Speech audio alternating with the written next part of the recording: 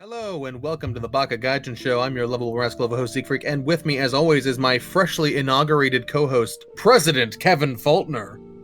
The first thing I'm going to do, eliminate all... I don't even know where I was going with that. Never mind. Abort. I'm not sure what race I'm against today, but they will not live to see tomorrow. No? I mean, that's what you gotta do now. Thank you, Zeke Freak. Very good. No, it's thank you. Very cool. Very cool. Whatever. This episode is dedicated to Kanye. I hope he gets elected. And a small loan of $1 million. Exactly. Oh shit, who's that? With us is special guest, friend of the show, Cube the Third. What's up, bitches? This is Cube the Third here. I'm here to talk to you about that Brightburn, y'all. That Brightburn. I ain't talking about that Joker. That Joker is that shit. I don't know. Nice silent Rob impression. I can tell. That was Chad Warden actually, but well, sure, let's go with Silent Rob. It's close. It's in the ballpark. No, Silent Rob would be, "What's up, bitches? This is Cube the Third here."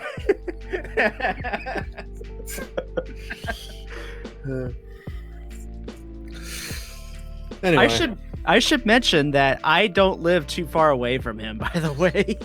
Me neither, shockingly. I mean, Yeah. a little farther, but, you know. Damn y'all, you Ohioans or whatever. Mm-hmm. I'm a Yeah. stone's throw away from Face Destroyer Inc. Or whatever his business is.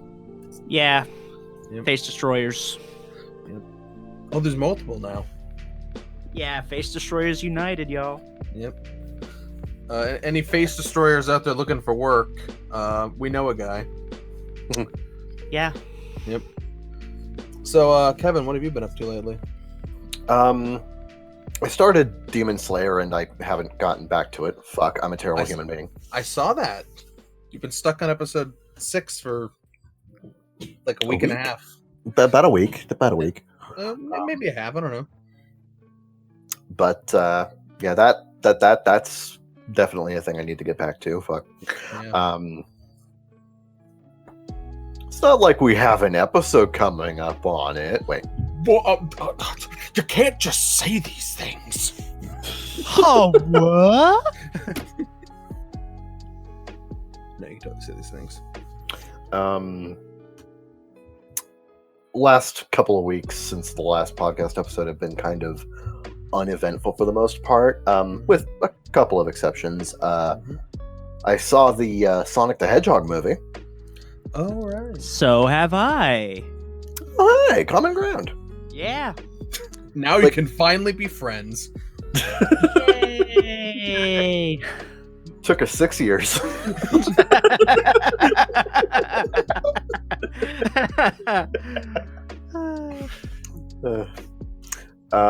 No, that's actually a pretty damn good movie. Yeah.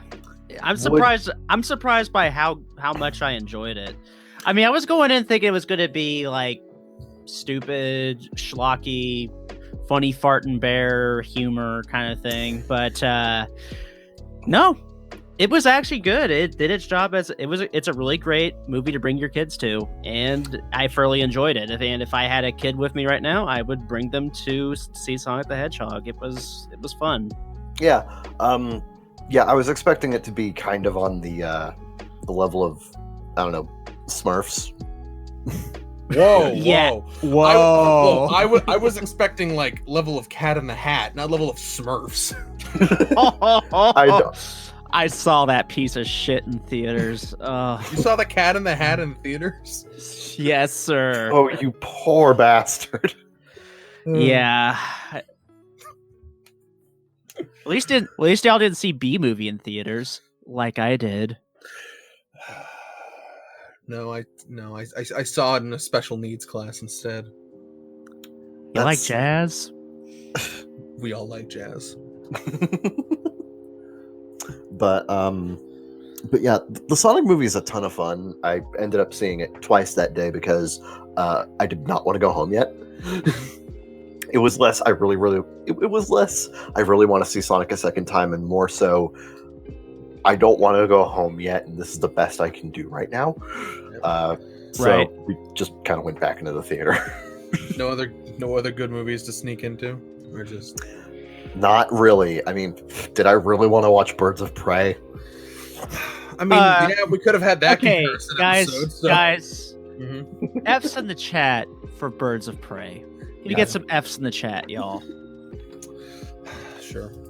I'm sure Birds of Prey is good. High Top. I just didn't want to see it. I'm looking forward to seeing it because High Top fell in love with it, and I appreciate it. What the fuck is he doing? Put an F in chat.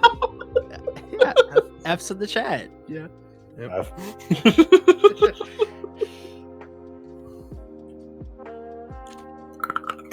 The Trinity is now complete. God damn it, you ruined it! Go slap Jen across the face and tell her she ruined it. Or they, or whatever. They That's ruined better. it. You ruined it. You ruined the truth trifecta. You ruined it in a very What the fuck is... What is she... What are they again? I forget. I don't know. A very non-gendered way. You ruined it. I think it's agender, whatever. Anyway. Yeah. Okay, a very agenda.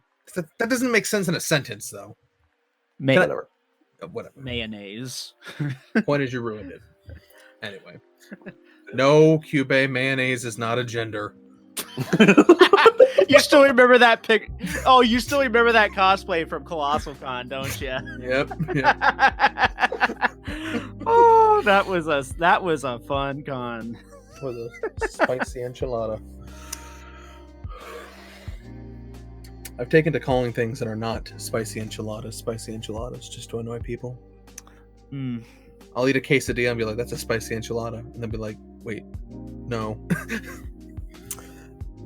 But yeah, also today, well, a couple days ago, I got the Mega Man Zero ZX Legacy Collection. Haven't been able to play a whole lot of it, but it's a good collection as far as I can tell. What'd you start with?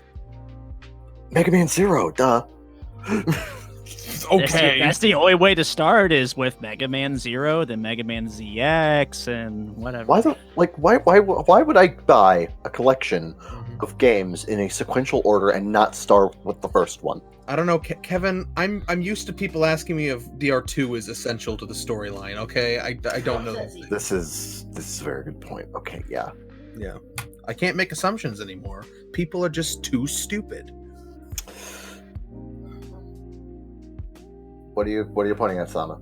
Check. There's the podcast. What? Podcast feed. All right. Am I allowed to listen to in voice chat if I promise to keep my trap shut? Sure, I guess. Sure, if you mute yourself, yeah. All right. Anyway. All right. But yeah, got that, and today I got hit that mute button. Thank you. Yeah, mute, please. Thank you. I was gonna. I can. There we go. Okay, never mind. Nailed it. All right. I'm not cutting any of that out. Mega Man. Professional. Mega Man's. Yeah. Look. Let's hit like 10,000 views, and then I'll care about professionalism. Okay. Okay. All right. Shots fired. At nobody. Shots fired. I don't know who we fired the shots at, but we fired them. Take that, non-existent listeners. How dare you not exist? But yeah, got the Zero ZX Legacy Collection. Started up on that. Need to play more of it. And today, I got an Amazon package in the mail with Transformers War for Cybertron Siege Optimus Prime. Oh, speaking of which, that trailer came out. It did. Oh my god, it looks really good. It does look nice. I'm looking forward to it, but I'm a little hesitant because the showrunner is the same guy that was he helped with the writing on the Prime Wars trilogy cartoons, and those cartoons are they range from reasonably competent to stab your eyes out. Oh boy, I don't like Bumblebee's design, being honest. I've never liked that design. Like the original G1 design. Yeah, fuck it. I guess I can understand that, but I don't know. I the way I went through the Transformers franchise is I started with Armada and then went immediately into G1, so I'm used to it. I imagine so. Give me a moment. But you know, I started with shit like animated and like other things where he doesn't look like that. Well, very well then.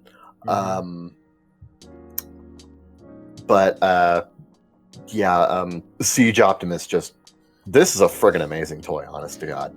Yep. I'm gonna be posting like more pictures and stuff in Image Dump on our server, which, by the way, if you want to join our server, it'll be in the link in the description below when this video releases. Nice plug. Yeah. So I'm part of it right now. Yeah. Come on in. Post some stuff with us. Yep. Shit post away. And then leave after 5 minutes. No, please don't. please come back. No. Kevin. Here's how it works. They either leave after 5 minutes, or they ingrain themselves into our social hierarchy and our hearts for like a year and a half, and then they leave. Well, okay. So whatever path you choose, you are welcome to disappoint us.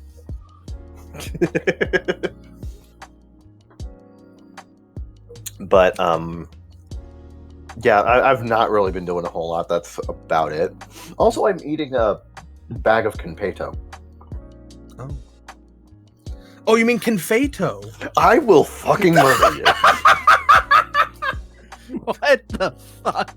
I swear to fuck, dude. Look. If Robert Chioda says it's confeito, who am I to argue? I will personally come to your house, break down your door, and steal your kneecaps. Shut up. And then I'm going over to his house and doing the same damn thing. Can I come? I want to ask him some questions. Yes. I just want to talk. Walk. I don't need where we're going. We don't need roads. I really have to appreciate your dedication, because I know for a fact that you bought that figure just so we could have another Transformers tangent. I mean, we haven't had one in 3 episodes? No, we have one every fucking episode. Oh, do we now? Yes. Shit. He's become.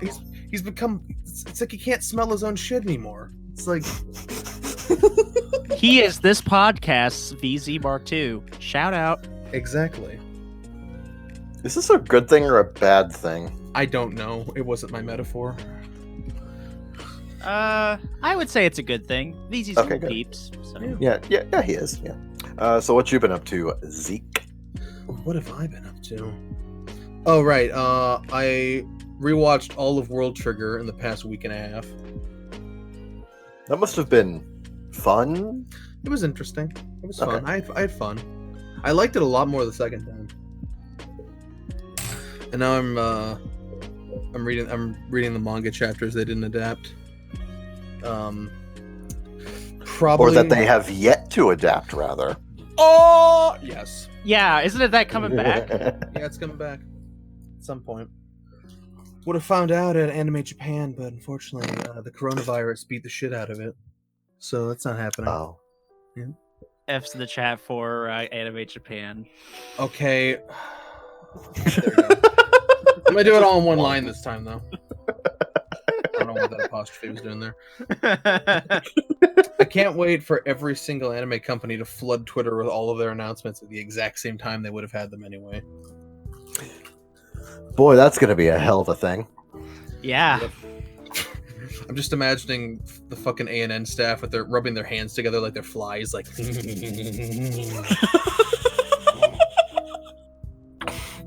I mean, they were doing that anyway, but now they can't do it in person, so it's less embarrassing.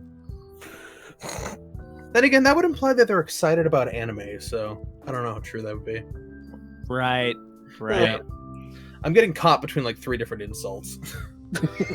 Just can't decide how I want to make fun of them. But yeah, I'm planning to do a video essay on World Trigger when I'm done catching up with the manga. Not anytime soon because that's gonna be a lot of work. But when it does come out, I will watch. Yep, I have other things to write. Scripts are in the background a lot of the time. Yeah. Yep. What have I played recently? I don't know. I think all my nights have been spent with World Trigger. I did play stuff. Oh, right. I've been playing One Finger Death Punch 2. Which thankfully you do not need to know the storyline of One Finger Death Punch 1 to play it. Oh, good. Thank you. That's a joke. There's no storyline. The One Finger Death Punch lore. Exactly. What happens in it? Oh, he kills people with one finger. What about Zero Punch? What about Zero Punch? I guess I could not play it if that makes you happy, but I don't know. Are they Schrodinger's enemies? Will they die if I don't play it? Or did they never even exist? It's hard to say. The world may never know. Yeah, One Finger Death Punch 2. Probably the funnest game I've played that only uses 2 buttons. Yeah. It's also on mobile. I don't know how monetized that is or anything, because the Switch version doesn't have any of that shit. It's just like, right. Oh shit, do we accidentally start the same night? Wait, why is NTR Radio on a Saturday? Wait, why is NTR Radio on a Saturday? Why is NTR Radio on a Saturday? Guys, what did you do? We had an agreement! You have violated the treaty! You have made crimes against Skyrim and her people. What say you in your defense? I guess it doesn't matter, since this isn't going up for an indeterminate amount of time, depending on how lazy I am, but... Right. Your kneecaps are forfeit. Is that currency to us? Thank you, Sama. Yep. That will be 15 kneecaps. Well, that means I'd have to butcher 14 people and then leave one guy with 1 kneecap. This reminds me of a conversation we would frequently have in high school, where we would theorize about a hypothetical blowjob-based economy. What the hell? What? Yeah, I'm listening. Go on. Yeah, we came up with all sorts of concepts. There would be ATMs with midgets inside them. That would trade and receive currency. You know what I'm talking about? Yeah. What the fuck? Yeah. Look, man. Maybe if they don't want us to have these conversations, maybe they should make high school less boring. This is a good point, I guess. Yes, I can't argue with that. I bizarrely cannot argue. My logic, as always, is airtight. Zeeky freaky, always thinking ahead. Zeke freak, always airtight. Wait. Zeeky freaky. Might have to workshop that one. So anything else, Zeke? Oh, I was talking about things, wasn't I? You were. Yeah. Yeah. Last night, as I was watching my boy Nightmind, as you do, or as I do, I whipped up my Vita to play Shovel Knight Spectre of Torment, which I kept playing today. Nice. Yeah. Nice. Yeah. I'm not... I want to say I'm not good at Shovel Knight, but then I also have to recognize that I beat 7 levels in 2 attempts. So... Oh, wow. I don't know. It feels like I'm not good at Shovel Knight, which is weird because I'm good at these kinds of games. But Shovel Knight in particular, maybe it's the abundance of pits. I don't know what it is. But it's fun. Similarly, I'm technically speaking not good at A Hat in Time, but when I went through the main story, I died less than 10 times. To be fair, I'm gonna say this as someone who's better at you than everything. A Hat in Time is not that difficult. In spots, it is. You know, yeah. I'm trying to think of like what spots were like particularly difficult in A Hat in Time. In A Hat in Time. That one ice level you kept having issues with. Oh, should I talk about Arctic Cruise? Okay, Arctic Cruise's issue is that it's more just a lot of really long challenges. Yeah, that's true. Yeah. Yeah. Wait, you freaking heard me? Yes. Son of a bitch. Man, muting, it doesn't do what you think it does. Yeah, it's muted you. It hasn't muted me. Oh, I'm aware. I just didn't think it would pick up. And we have the Peanut Butter Gallery from Sama. Hello. Interesting. I'm eating peanut butter M&Ms, so yeah, I'm in peanut gallery now. Hi. Stop talking or I have to add your avatar to the video. More work. Please stop. Don't give Zeke more work. Yeah, man. Every time you give me more work on these fucking podcasts, it delays the shit I actually want to work on. Let's stop talking to me. Stop talking to me!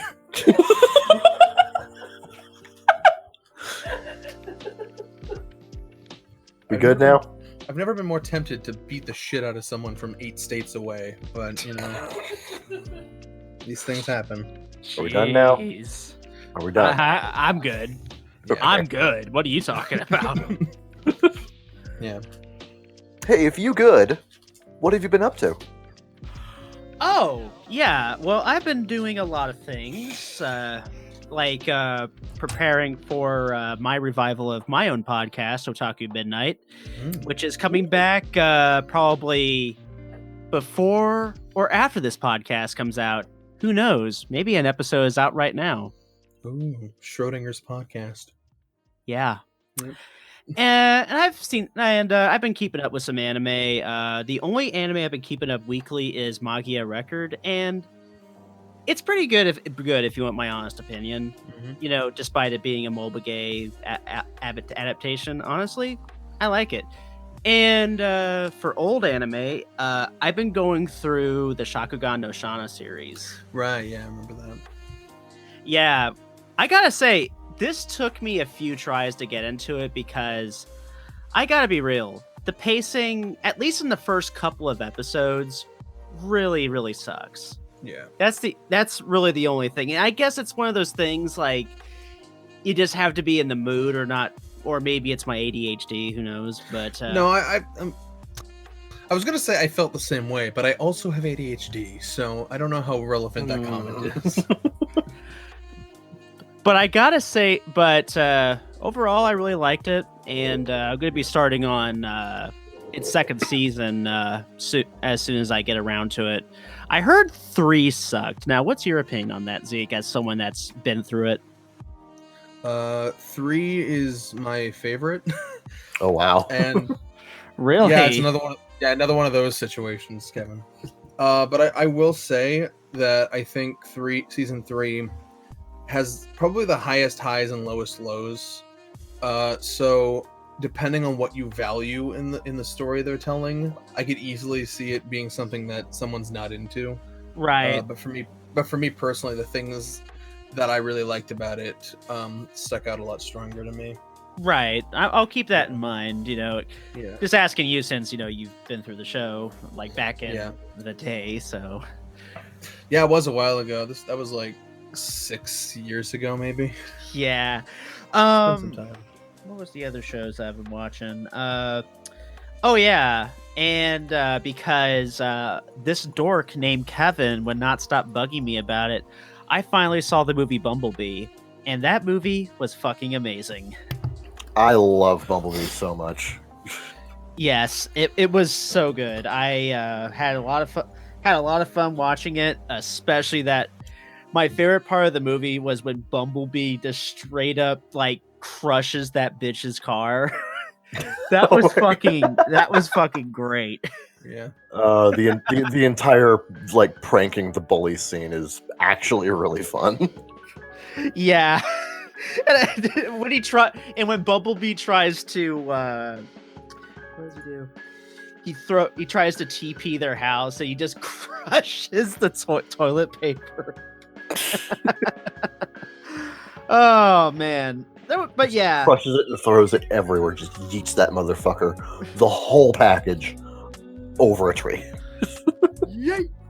Man, but yeah, good shit. It's really fun. I'll have to talk about more in depth, maybe on my show one of these days. But yeah, it was pretty good, and it's definitely a good sight for sore eyes, considering that I was pretty burned out on Transformers movies after 4, I believe. Yeah, Dark of the Moon, I believe. I was burned out after that. Age of Extinction. Age of Extinction is the fourth one. Oh, Age of Extinction. Yeah, I was pretty burned out after that, to be honest. Yeah, this blessed individual did not have to suffer through the last night. No, I did not. Some say the last night never really ended for Kevin. He's still experiencing it to this day. Well, you see, the problem, Kevin, is that you didn't believe in the primes. You know, I never lost faith. Jeez. I hope you can feel the pure, unbridled rage I feel right now. What you gonna do? What you gonna do, moron? You already took my kneecaps. Which, as we've established, $37. Oh no! God damn it. Well, he'd have to get rid of all of his money first, because that's the upper limit of Kevin's budget. So.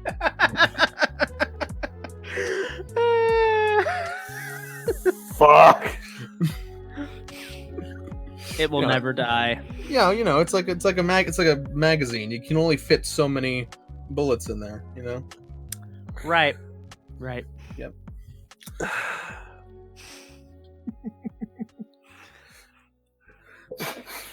I was gonna say something else, anime-wise, but I think I forgot. Oh. Did I say that? Did I say last time that I dropped Mugen no Junin? Because I did. No, you didn't say that. No. No, you didn't. Oh, I dropped Mugen no Junin. Not because I didn't like it, just because it wasn't.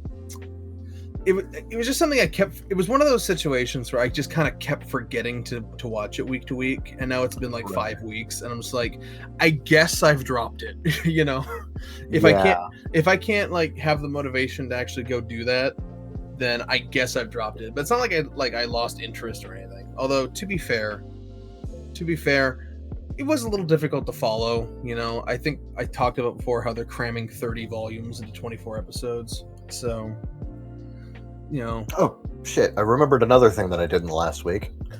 What was that? I watched Nanoha Detonation. Oh yeah, that's right. Oh yeah, I still need to see that. I sent you a perfectly legal link for that. Totally legal. Yeah. 100% legal. But yeah, no. Wow, that movie is, even by Nanoha standards, that movie's fucking bonkers, dude. I can't really say a damn thing about it because every single part of that movie is a goddamn spoiler. So, I mean, I've seen Detonation, but I'm pretty sure for Zeke. But would you say it's a perfect 5 out of 7? Oh, callback. Oh, I realized I forgot another thing that I forgot to mention. If Kevin's done with this thing. Oh. No, I think I'd rather call it, you know, 2 red albums out of a blue album. I don't even listen to Weezer, and I get it. Oh, jeez. So, I finally saw The Mandalorian, and I gotta say this: it is not fake news. Oh. It is actually good. Oh. Yeah. So, if you've been burned out by Disney's attempt at a sequel trilogy, do not let this stop you. I like it. Attempt. I like that word. Yeah. Yeah, that's. I know that's kind of harsh considering. I mean, considering I like The Force Awakens. No, it's entirely accurate. Like, that's something that's like extremely common with the Mandalorian. I hear is like even if people like just despise what Disney's been doing with the sequel trilogy, people tend to generally like the Mandalorian. I think it helps that the people that are helming the Mandalorian are like people who actually know what the fuck they're doing. Yeah, not retards. My favorite people. and not riding by the seat of their pants. That's what it seems like to me. Like there was really no clear plan going into this thing, but this is not the Star Wars podcast. Nope. No, this is the Transformers podcast. Get your Star Wars out of here.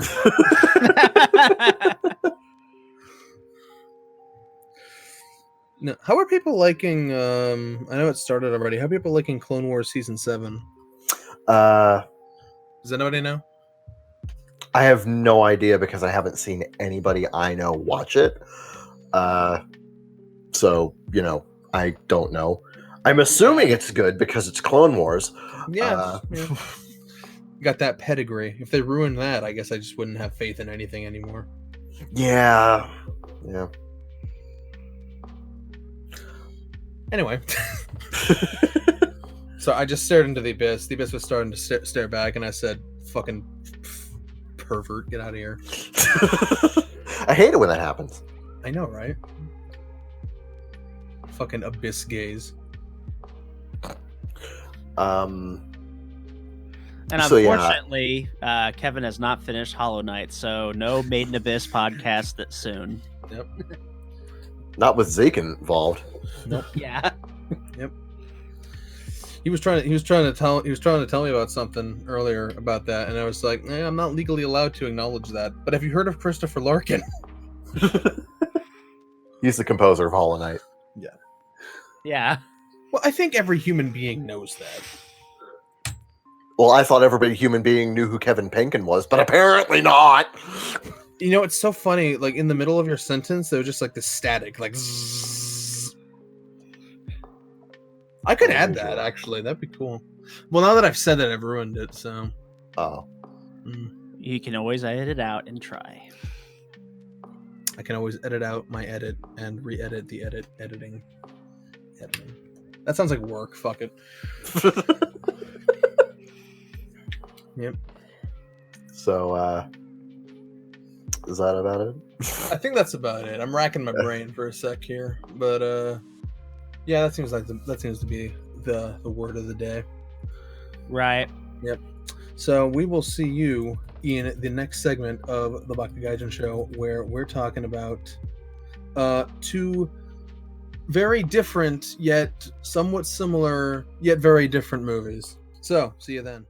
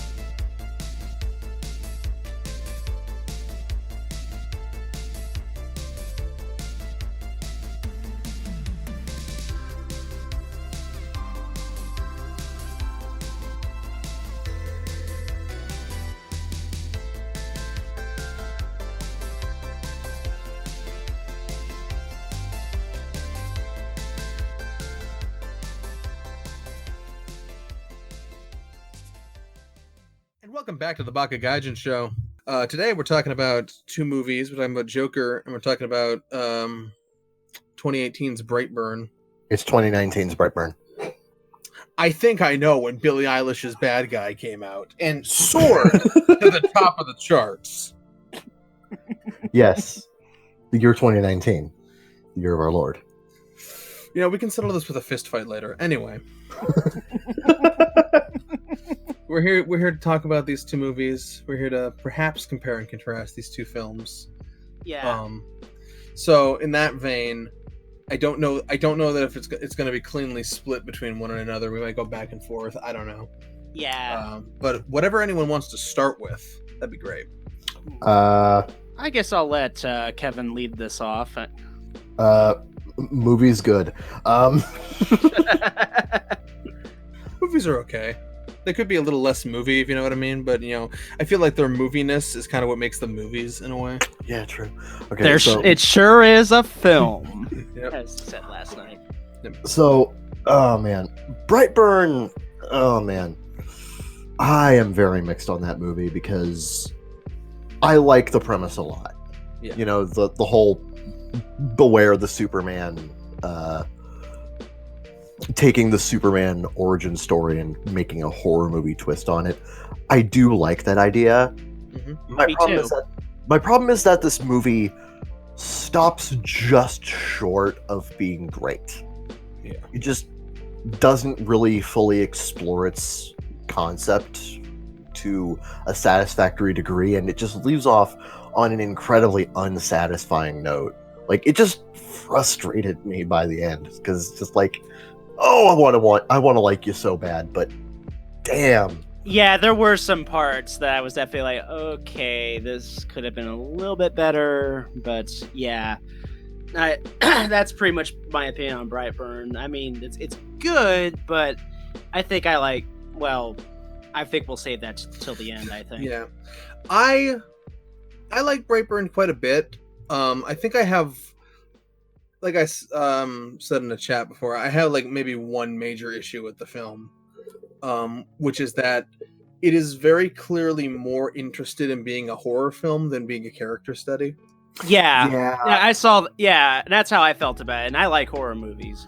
Yeah. If anything, I saw this movie as, what if we combine the premise of The Omen and Superman, we put it together. That's how I basically saw it. Is like basically The Omen, but with a superhero packet thrown in.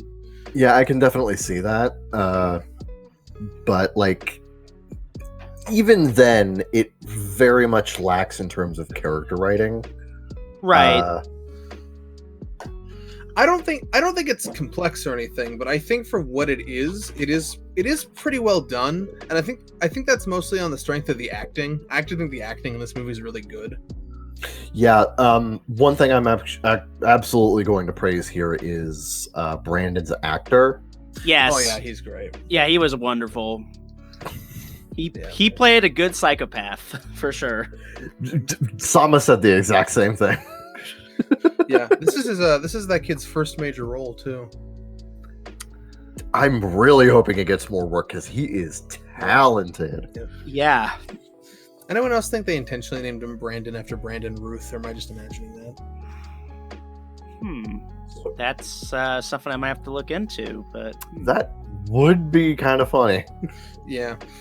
I also really enjoy how this film is shot. I really like how it looks. It does have a really good like general visual style. Yeah. There's one scene that really got to me, like was really effective. The effects work is a little iffy. Yeah, there was some parts where you can tell. I'll say the effects work is a little iffy, but the makeup work is really good. The practical effects are fucking fantastic. Like that thing with the unhinged jaw, that was all practical, I'm told. Yeah. No kidding. Yeah, that was all makeup and practicality. That was fucking gnarly, dude. Yeah. Wow. I didn't even know that. I thought that was CG for a quick moment. Seriously, but by the way, fun fact about the guy who plays the uncle. Yeah. That is Matt Jones, who also played Badger in Breaking Bad and El Camino. Yeah, I thought I recognized him, but I could not place it. When I saw that when I saw that guy, I had to stop the movie and look it up because that was bothering me. By the way, Badger, and the other guy, I forget his name from Breaking Bad. Skinny Pete. And Skinny Pete. Yeah. There needs to be a comedy spinoff of those two of Breaking Bad. I mean, if AMC wants to milk Breaking Bad for all it's worth, why not? That I would watch it. Fuck it. Yeah. The eye gouging though, I'm pretty sure that was CG. Pretty sure. Oh Without but, a doubt. But yeah, like that one scene where like the lady gets like glass stuck in her eye, and then her like we get to see like a first person thing, and half her vision is just red with blood. I really liked that scene. That was really well done. That was well done. Yeah. It can create. It was really effective, like in the confusion and the fear and all that stuff. Like disorienting. Yeah, that's. I wouldn't say it's a particularly scary film, but it is a very atmospheric one. I will give it that. Yeah. Yeah, I mean it's an effective movie, but I wouldn't say it's like that scary. But yeah. My main issue it has its spook zone to it. I mean, it's certainly spooky. Don't get us wrong, but yeah. Don't watch it with children, but you know. I mean, it's rated R for Christ's sake. Yeah, that means something. People don't know that, but that means when they put the R on the box, that means something. That just reminds me of when the Killing Joke movie released, and all the Blu-rays and DVDs had the R rating, like big, bold, front and center on the front cover. When are we going to get to the point where like most of the cover is just the R rating, and then there's like a tiny piece of artwork in the corner? Oh god! Do you get it yet? But yeah, I would say I think, and this is kind of a strength and kind of a weakness, is that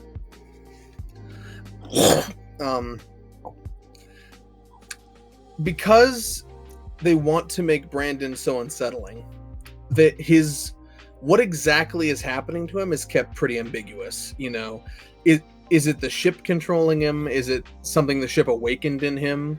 Is it something he's fighting? You know, or you know, fully accepting? Is he growing into this person, or was he always that person? You know, because all of that is so ambiguous on purpose to create this sense of unease and dread. It doesn't get to really explore Brandon as a character very much. Yeah. I don't know. I mean, I kind of thought that he was kind of like this emotionless, you know, kind of like this, I don't want to say sociopath, but I definitely did notice something off, like, you know, like especially like at the beginning scene, like when he was talking about the wasps and how like wasps are predators and bees are pollinators. Yeah. That is kind of a foreshadowing to like what happens later on in the movie. Which I really like. I really love that analogy in terms of describing what a Superman scenario could be. Yeah. Where it's what's the term for that? A hive invader, a fucking, you know what I mean? Yeah. Yeah. Hive invader. Yeah, so the wasp. Yeah. So I didn't like, yeah, as soon as they have that scene in the classroom, you kind of know where the film is going with it. But I think it's such a appropriate metaphor for this take on the origin story that I don't mind. It's fine. Right. Yeah. Right. A thematic through line is a lot more important than, you know, unpredictability. Yeah. I also really like, you don't get to see it too clearly all the time. I really like his outfit when he's actually like in the persona. You know? Yeah. That was a nice touch. Yeah, with the fucking, what is that? It's like a yarn quilt blanket thing. Yeah, like that he uses for the mask, that kind of thing. Yeah, it's like one of those like thick stitch yarn things. Super Cthulhu. Yeah. I noticed that when we finally get a look at the ship that Brandon crashed on Earth with, the tentacles coming out of it kind of made it look like sort of an H.R. Geiger Cthulhu mythos thing. Yeah. You're right. I also like I like the end credits with that like bald like that like obvious like Lex Luthor parallel condemning like all the rise of these superpowered beings. Yeah. I thought that was more of a dig at Alex Jones. Like, are you talking about the guy in the YouTube clip, or? Yeah, but I mean, like, obviously, it's an Alex Jones illusion. Which, by the way, he that's one of the he played. I forget his name. He played the blue guy in Guardians of the Galaxy. Oh yeah, Yarnum, Yenum, Yardu. Yardu. Yeah, Yardu, I think. Yondu. Yondu, that's it. That's it. I forgot how much I liked that guy until you just brought that up. He's a good actor. Good. I thought it was like Woody Harrelson for a second. I thought, no, he looks too young. Nah. Yeah. Nah. I've seen a lot of Woody Harrelson recently because I watched Zombieland Double Tap recently, and then that's good. That's a fun ass movie, by the way. That is Very pretty fun. I like that. It's like they never left. And then he was also in the post credits of Venom with a stupid wig on. Oh, jeez. Woody Harrelson as Carnage is an interesting decision. We'll see how that plays out. Yeah. Yeah. But yeah. And like because of that ambiguity, as I was talking about, I went into this film thinking that it was going to be more gradual than it was. And there certainly is a gradual development of how extreme he becomes. But like the switch is basically instant. Like as soon as the ship awakens whatever inside him or does whatever it does, then it's like immediately he's off to the races. Right. Yeah. This movie must be uncomfortable for parents. I don't get that. Yeah, it asks a question, like, like when you bring in, your boy into the world and all that stuff, will it become like, will it be like a good citizen? Will he or she or they be a good citizen, or will they just be a murdering psychopath? Yeah, it asks that question. Yeah, well, I feel like it would be very uncomfortable because I'm projecting because I don't have children, I don't know, but like I'm an uncle, but that's about it. Yeah. when you're in that scenario, it's like, and your kid is acting out in these ways, is it just a phase? Is it just puberty? Is it just something they're going through, or is this like who they're going to become? Right. I think maybe this film is stronger for parents because it might tap into that kind of dread more. Where like that is one of the themes of the movie. Yeah. Although of course that's not our boy. That's just a thing we found in the woods. Right. Yeah. Which, man, I really like the parents acting as well. Oh. Checks notes. Yeah. Yeah. I actually did a lot of notes this time, but let's talk about the girl in the movie. Forget her name, but I love how it's basically a subversion on the Lois Lane trope. Yeah. I enjoyed that scene where he's in her bedroom. Nothing happens, but it's very uncomfortable. Yeah, that was quite uncomfortable. Holy fuck! I was almost convinced for a second that this film was edgy enough to go there. I was thinking to myself, if any film is edgy enough to go there, it's this film. But they didn't. Nah. Nope. We gotta keep it nice and safe. Just talk about masturbation in the woods. That's all you can do. Right. Yeah. I really wish I saw it in a theater so I could see people's reaction to that scene. Right. Okay. Kevin says he's roboting, so we'll just keep talking without him for a minute. Or he's back. We're not sure. Is he back? Okay, I'm good. Yeah. Okay. No, I typed it out so you guys didn't have to stop. Goddamn. I didn't stop. I just read it. I just acknowledged that you had vanished. Yeah, I was paying attention to the podcast feed channel. Yeah. Whoops. Yeah. And like, yeah, there's a little bit of like horror film logic going on here, but like I feel like it's appropriate in the places where it's used. I don't feel like it's like egregious in that sense.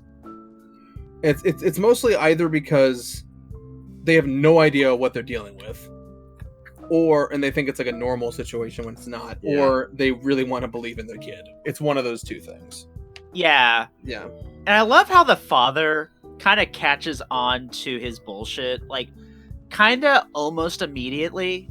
Yeah. The way I saw it is that the dad believes his son is doing it, but is like, the fact that he's doing it just scares him shitless. And the mother doesn't want to believe that he's doing all of this, but, you know, the evidence is too much to ignore. Yeah. Right. Yeah. She hangs on for quite some time, which is, in a way, admirable, but, you know. I actually read an interesting take from the director where he says that their final scene together where they hug and then she tries to stab him, if she didn't try to stab him, things might have turned out better, he says. Like that, the fact that she betrayed him in that moment, like, killed the last bit of humanity in Brandon. Yeah, I can see that. Which I don't know exactly how well I feel about that being established, but I do like that scene in isolation. Yeah. Yeah, because I feel like if we're going to establish a sort of level of humanity within him, I feel like that has to be a stronger note in the film than just, well, he didn't go as far as he could have, you know? Yeah. So if I feel like that moment would have worked better if it had been more cleanly established throughout the film. But at the same time, this film is very interesting because everything critical I could say about Brightburn can be argued against by just saying, well, it's trying to do this too. You know, there's a lot of ingredients in this soup, you know, and it's hard to say exactly how you could rearrange it to be better than it is, because I think this film is really good for what it is.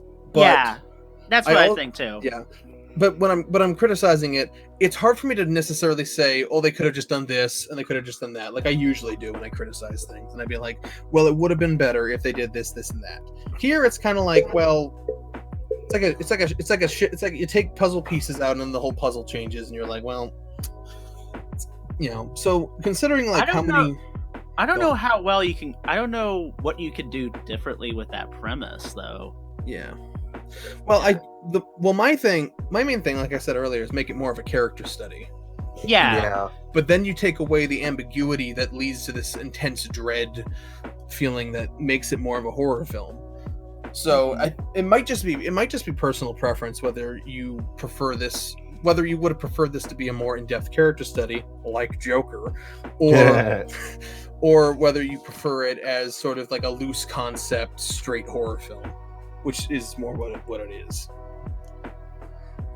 But if there's one thing we can all agree on, it's that Billie Eilish has a career in music. Yes. And Brightburn is a movie that exists. Yeah. It's a film composed of images. And can also I say music. this? Go on. About the music choice at the end credits. Yeah. I love how very 80s it is because a little bit. Yeah, because in one of the Jason movies, it ends with a song called "The Man Behind the Mask." Oh my god, that is so on the nose. It's this is kind of similar to that. Or another example from the early 90s is Dr. Giggles, where it's like, how did that song go? It's like this song that goes, Doctor, Doctor, give me the news. I got a bad case of loving you, or something like that.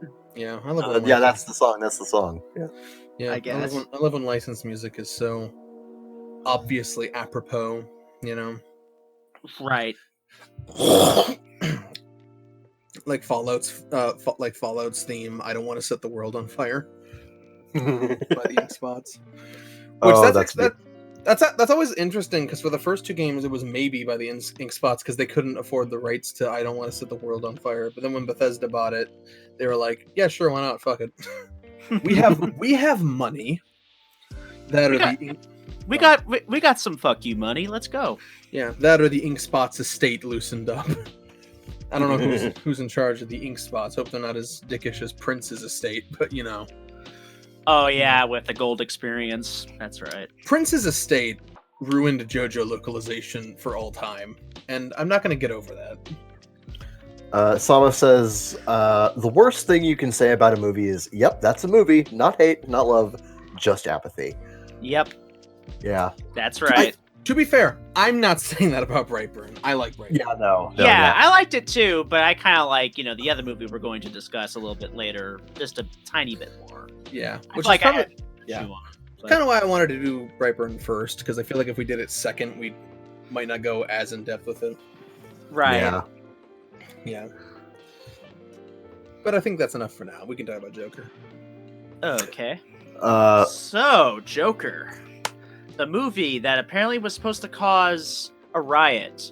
I don't know about theaters. I don't know about you guys, but I really wanted to commit a mass shooting after seeing this movie. And don't forget, it'll make you go on Xbox Live or PSN and say "Oh my god, I can't get a fucking girlfriend! Oh my god, why is my life so pitiful?"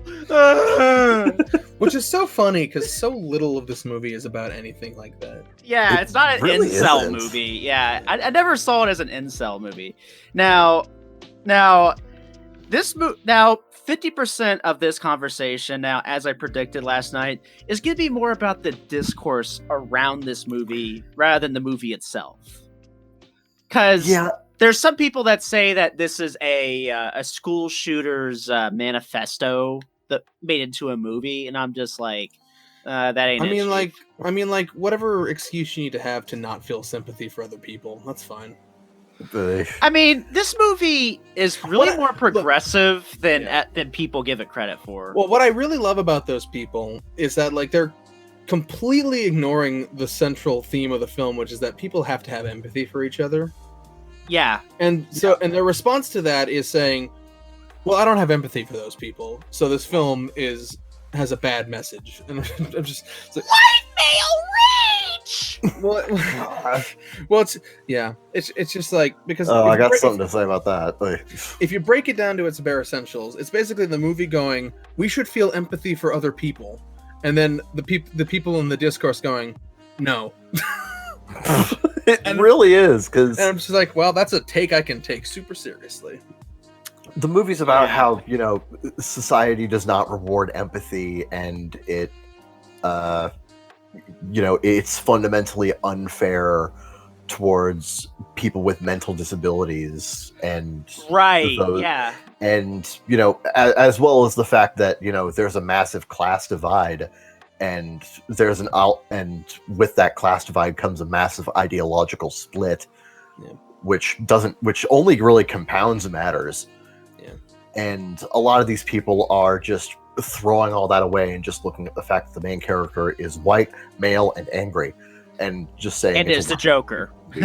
Which fundamentally, you know what? They're right. They should have had a black female Joker. Come on, America, get woke. Yeah. Here's the thing,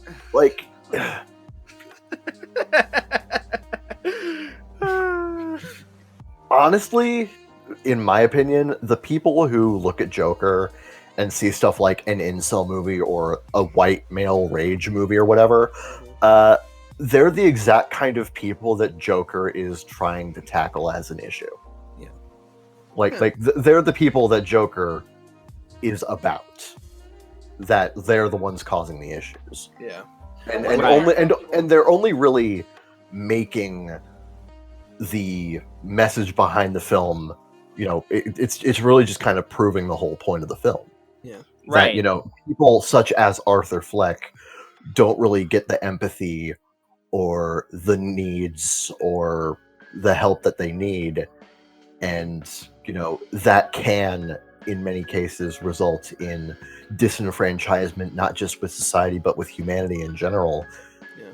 Uh-huh. And, it leads to horrible, horrible things. It's just, it's an interesting amount of projection as I see it, because what the film is saying is that people need social interaction. They need contact. They need to belong. And then these other people are like, well, I'm conflating that with people that feel entitled to those things from me specifically, so it's bad. And I'm like, right.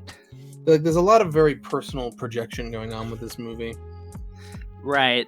I can't remember who said it. I think I don't know if it was the director. It was someone who said that this film was a very interesting Rorschach test, and that a lot of people see different things in it, which may or may not be there, which I think is interesting. That's usually what art does. Yeah, because like when you really think about it, if you were to not call this movie Joker, and like if it wasn't about the Joker, it would still work and that kind of thing. And like, well, that leads into the opposite criticism, where people say that this movie is only seen as good because, or people only saw this movie because it's Joker. Right.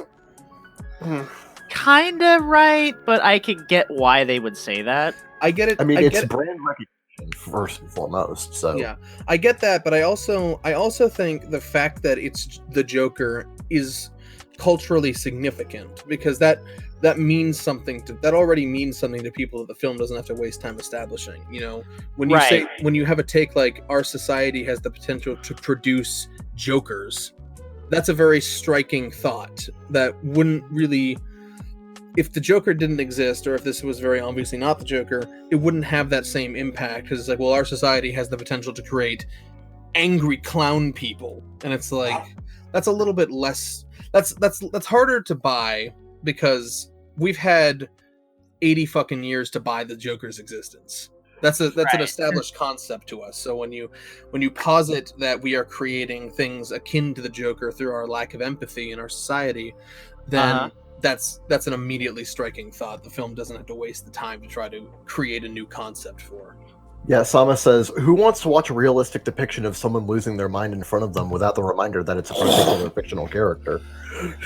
I think it's more so that because it's a particular, I think it's because it's a particular fictional character, people, just due to, you know, the cultural significance of characters such as Batman and the Joker, they're able to latch onto it a lot better, and they're able to understand it more in terms of, you know, I know who the Joker is and what he's about, so yeah, you know, I can kind of latch onto this a little bit better, and it makes it a little bit easier to watch in some regard, because it does have an element of familiarity too.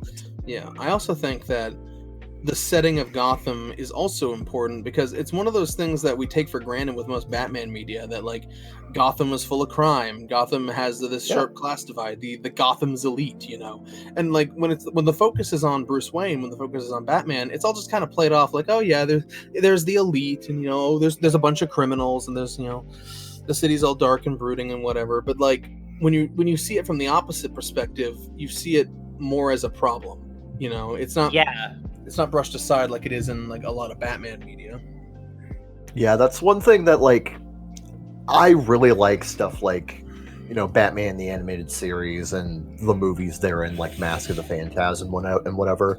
But that stuff often, it gets brushed aside kind of as window dressing to a larger conflict that's more so character based. Rather than based on a systemic issue within the actual universe of the franchise. And that's something I enjoy about Joker, is that it gets down to a systemic level with this. Talking about the class divide and, you know, the general hostility towards people with mental illness. It put thought into it and applies it to our reality, because like the reason that Gotham City is a shithole and filled with criminals in Batman stories is so that Batman has people to punch. You know, but when you actually think about it, it's like, why is Gotham filled with criminals? You know, let's think about that.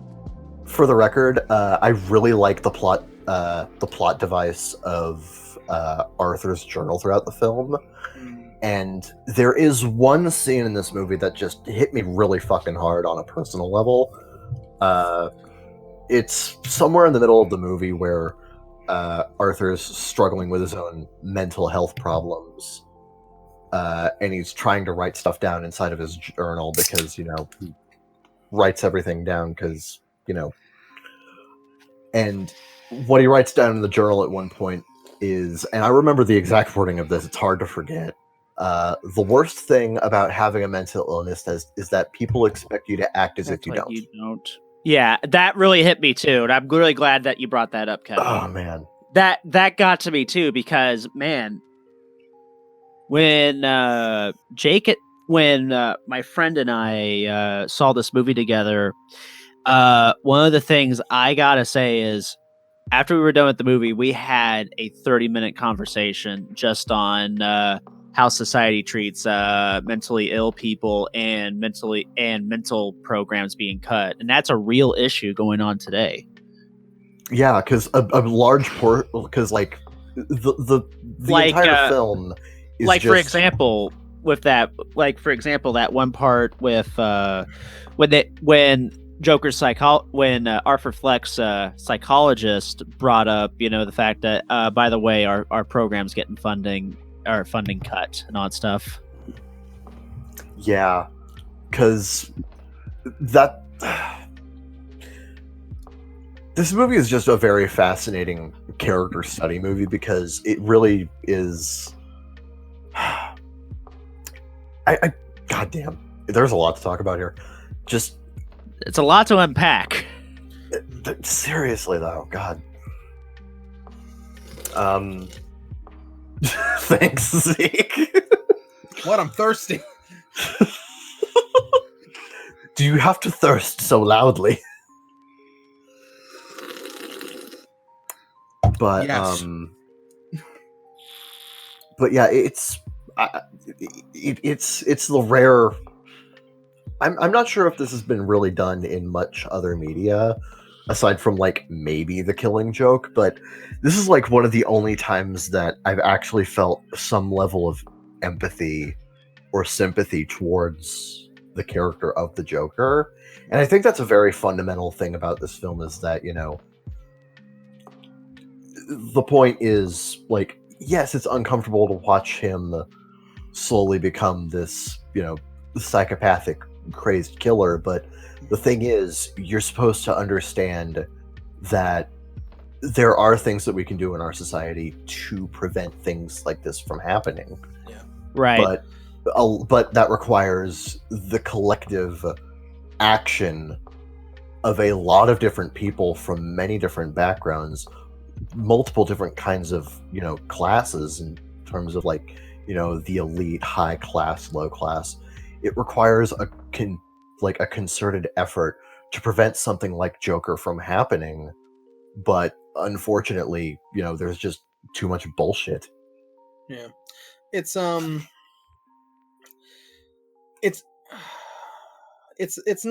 as if the film is saying, because people misinterpret these kinds of things so often because they can't see depth or nuance. We're not excusing the Joker and the things the Joker has done. And I want to make that. We want to make that damn clear. Yeah. Here's the thing. Like, a lot of people, I see the argument that the film excuses the Joker for what he does, but at no point does the film ever depict what he's doing as morally right. Mm-hmm. Like, it just depicts everything kind of as is and how it happens. Yeah. And it's very clear that, what he's doing is bad, but the film doesn't have to tell you, one-on-one what the Joker is doing is bad and, whatever. Like, the film doesn't need to do that. Don't try this at home. Because it expects you to fucking think. Yeah.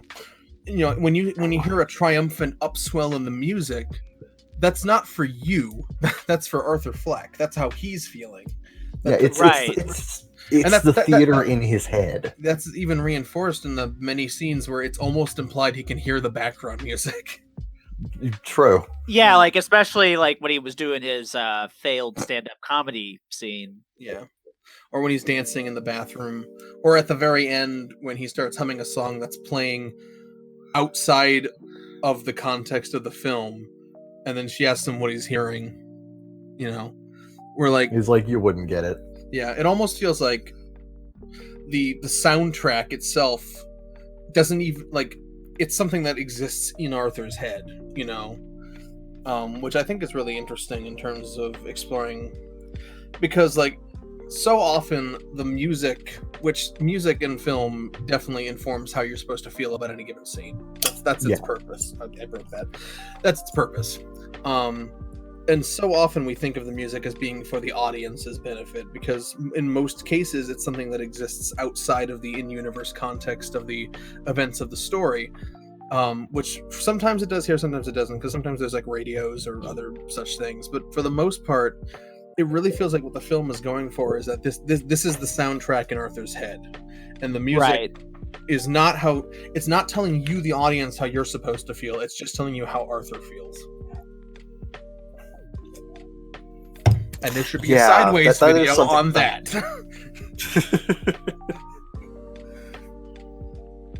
That is something I really like about this movie. You know, the way that the music is incorporated into the character.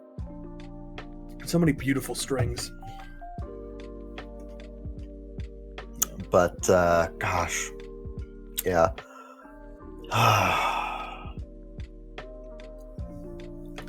Now, I will say, on a structural level, I don't love everything about this film.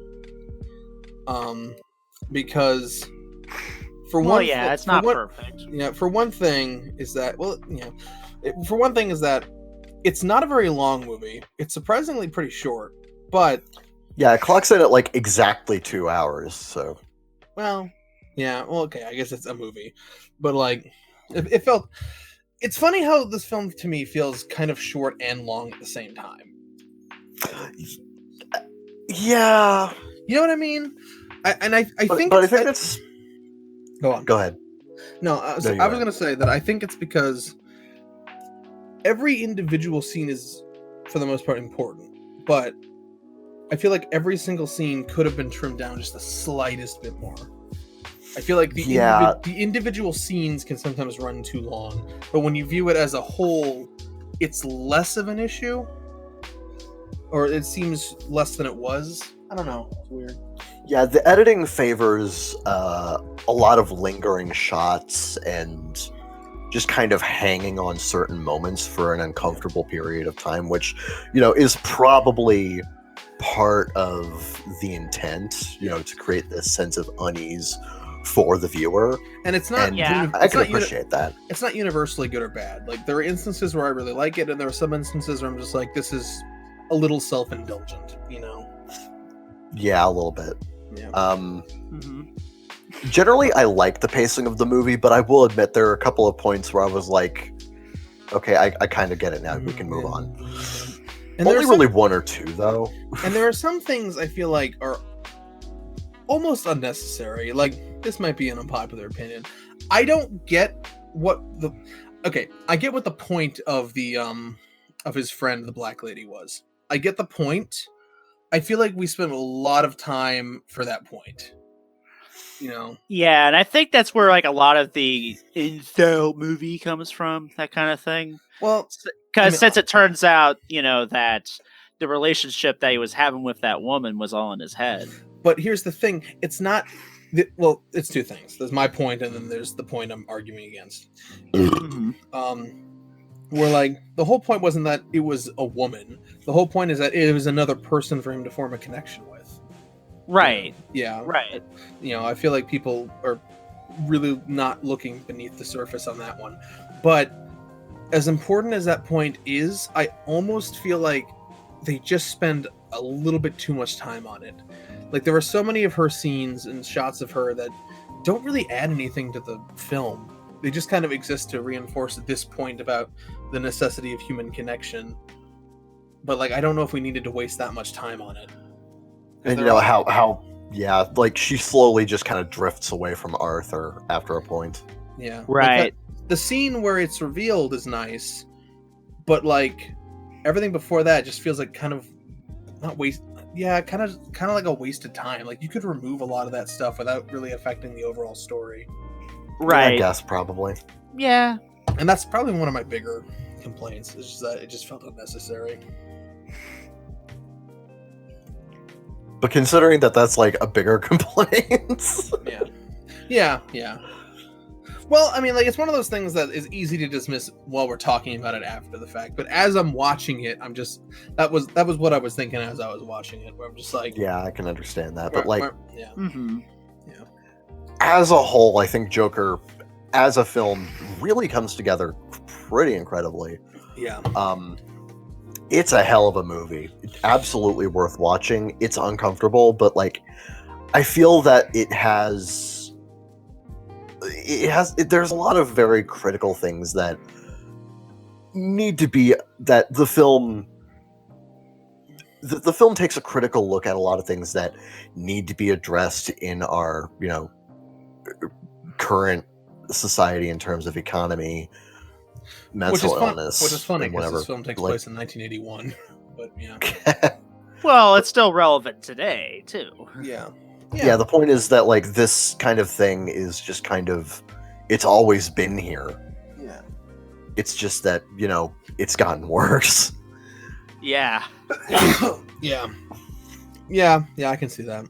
Especially since I feel like a lot of the detractors of the things the film tries to say will pull out the well these days people are just getting uppity thing. I'm just like, well, no, these problems have always existed. They just have more platforms now.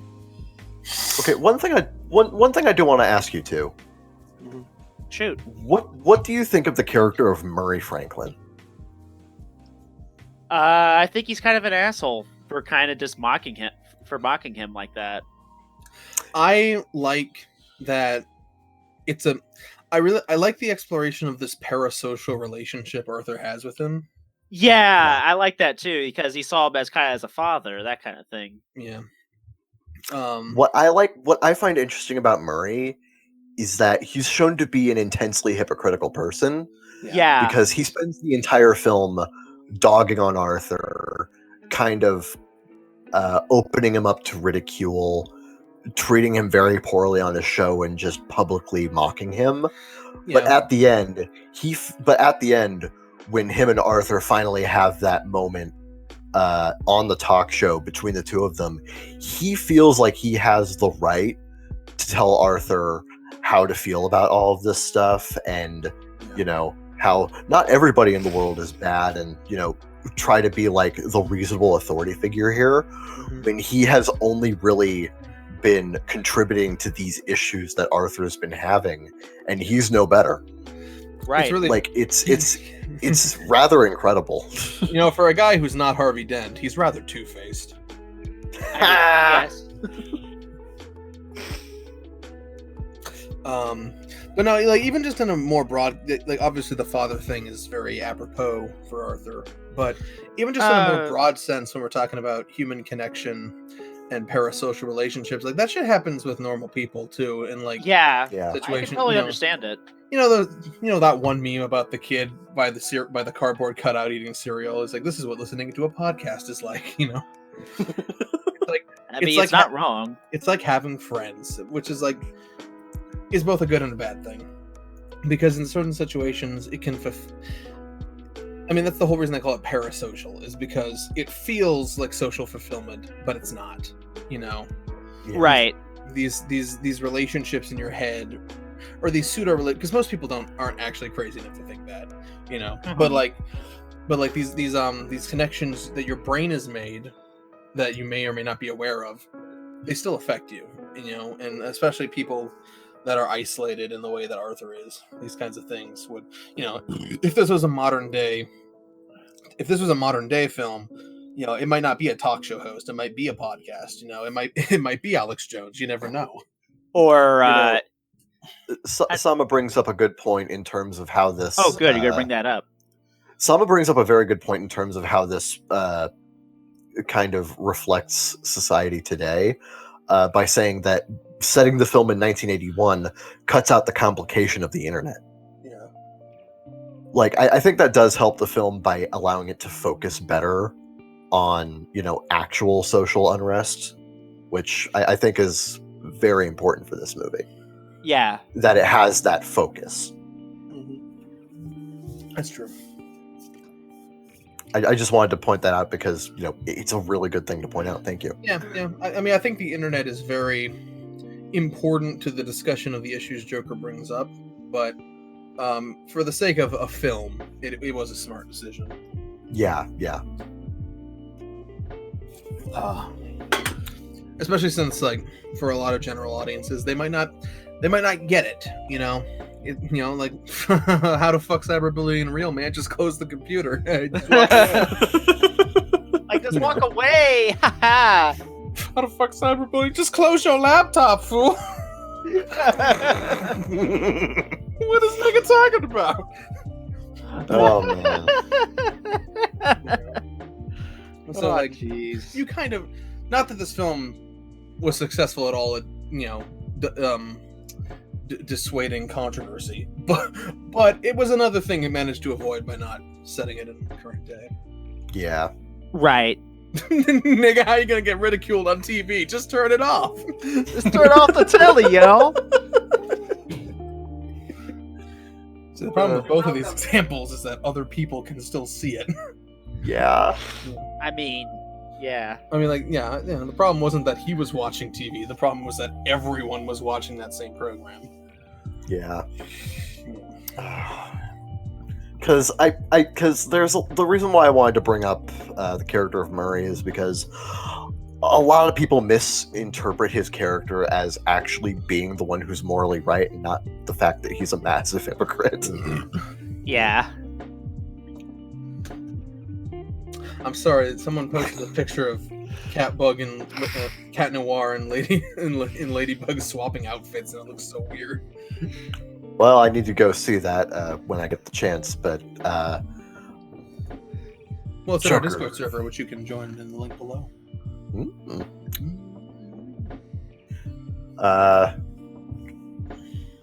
I really don't know what else to say here. Oh man, I like the visual direction of the film. Oh, yeah. Absolutely. Yeah, a lot of very unique look. I like how grungy it is. Yeah, it's really it's interesting to say that a film looks unique when it's full of teal and orange, but they really made it their own. Yes, they did. I mean, because that's such an overused thing, but because it's the whole movie, and because it has this grainy feel, and because the sets look how they do, and everything complements this color. This contrasting color choice, it does make it its own, even though that combination in particular has been abused to hell and back by now. Yeah, I do like how the film does a good job of the movie has very good consistent visual motifs going on. The staircase is probably the most obvious one. Every time we see Arthur Fleck go up the staircase, it's him going back to his house. But the moment he, becomes the Joker and just abandons that place entirely, that's the only time we see him ever coming down the stairs, and he's just dancing like he's free from that hell that he's been trapped in his entire life. Right. It's like a celebration for him. As someone who's gone upstairs before, that was very relatable to me. It's fuck sanity, man.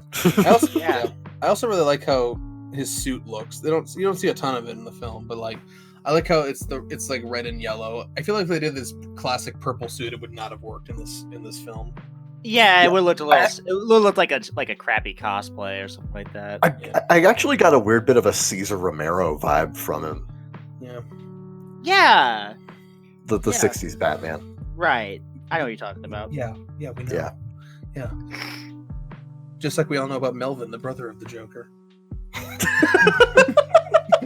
Oh, man. See, there's the real parable of our time. Right. Melvin, brother of the Joker. I hear nobody watching that cares video about Melvin. I hear that watching that video is a form of torture in some states. Most likely. Watching that video is how you become the Joker. You want to know how I got these scars?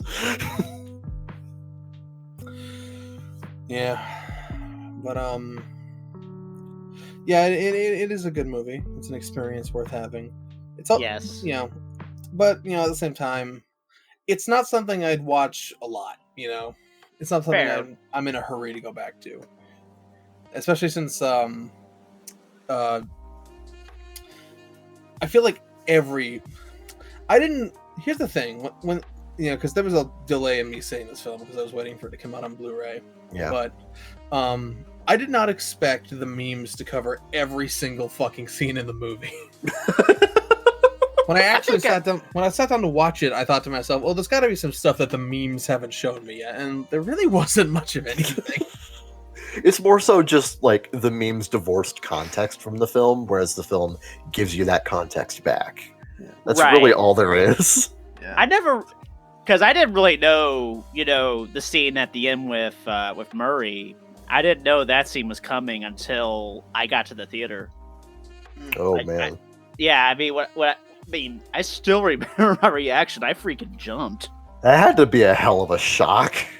Yeah. Oh my god. Because the movie builds up to that scene, because that scene, Arthur's original intent was to commit suicide on air, but the conversation shifts and Arthur just has this moment.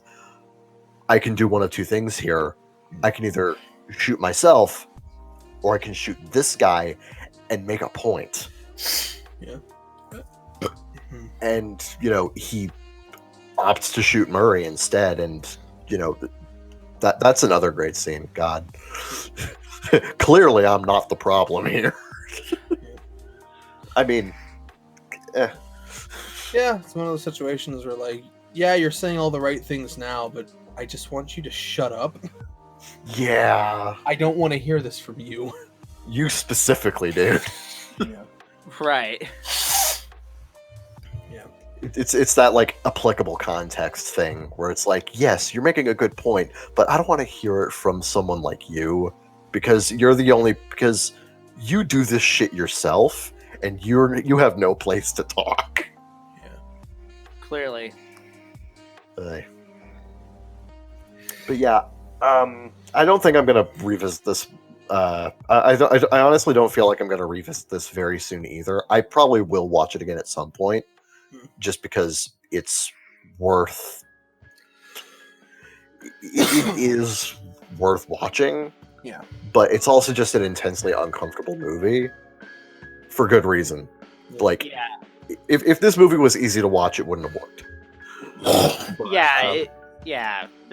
It would be too popcorn. Yeah, that'd be too much. It'd be Yeah. And as for my opinion on the movie, I own it. So glorious 4K. But I thoroughly enjoyed the movie. I feel like it's a movie it's not a movie that I would watch again and again and again, but it's a movie that I would watch that I would watch when I'm in the mood for it, that kind of thing. Yeah, it's a film you really got to be in a certain mindset for. Yeah. Because I can pop something on Bumblebee or Sonic the Hedgehog or whatever anytime, any day.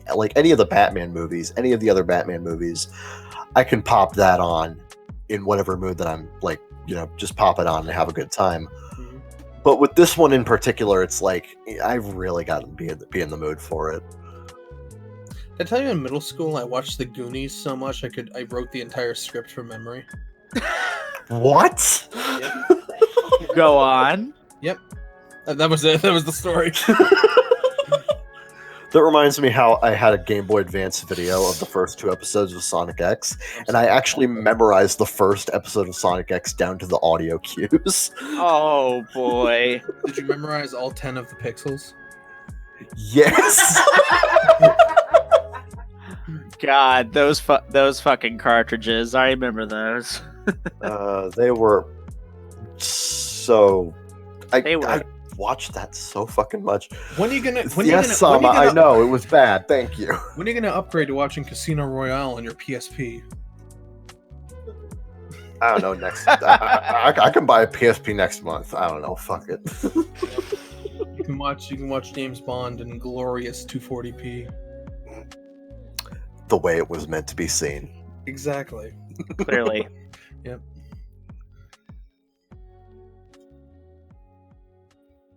I think that'll do. Yeah, that'll do. Pig, that'll do. As far as comparing, contrasting them, yeah. In my opinion, Joker is a villain whom has a sympathetic origin story, while while Brightburn is basically the story of a straight up psychopath. Yeah. That's basically More or my take. less. Yeah. I think it's interesting that, in a way, to me anyway, Brightburn almost feels like what Joker would be like to the outside if you're not in Arthur's perspective. You know, Right. what it might, what that kind of arc, I guess, would feel like if you were divorced from the empathy and the perspective of the person going through it, which that's a good point. I Yeah. didn't think about it that way. Yeah, kind of muddied by the ambiguity with the ship. Whatever. They weren't in cahoots. I don't have to draw connections. I mean, the voices that was kind of the thing right there.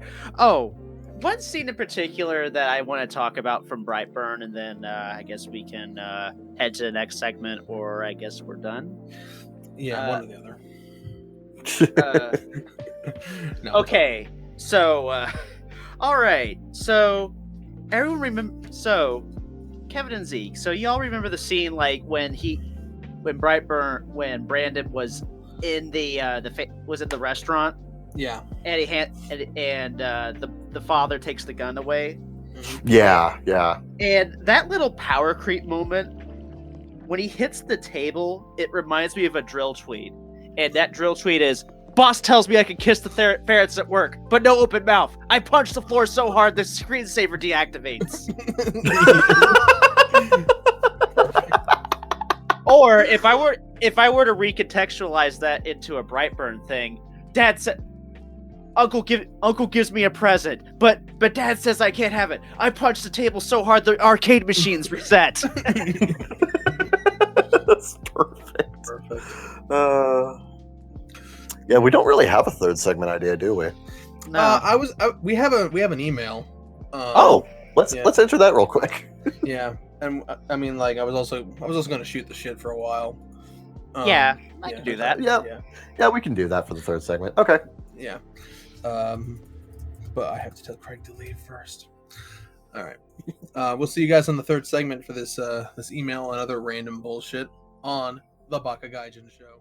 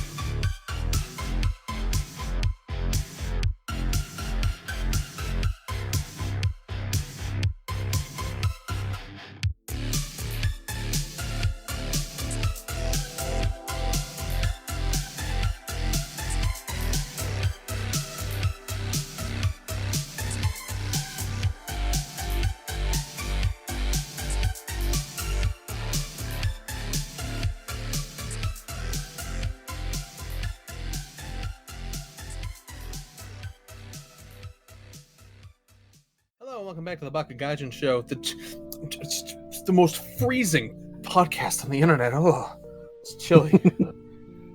I'm We're actually just- okay. Yeah, we're just gonna shoot the goddamn shit. We're gonna take that feces, and we're gonna fire projectiles into it. I'm not sure if I like this mental image. You know, it came across better in my head. Not the shooting feces part, but the metaphor part.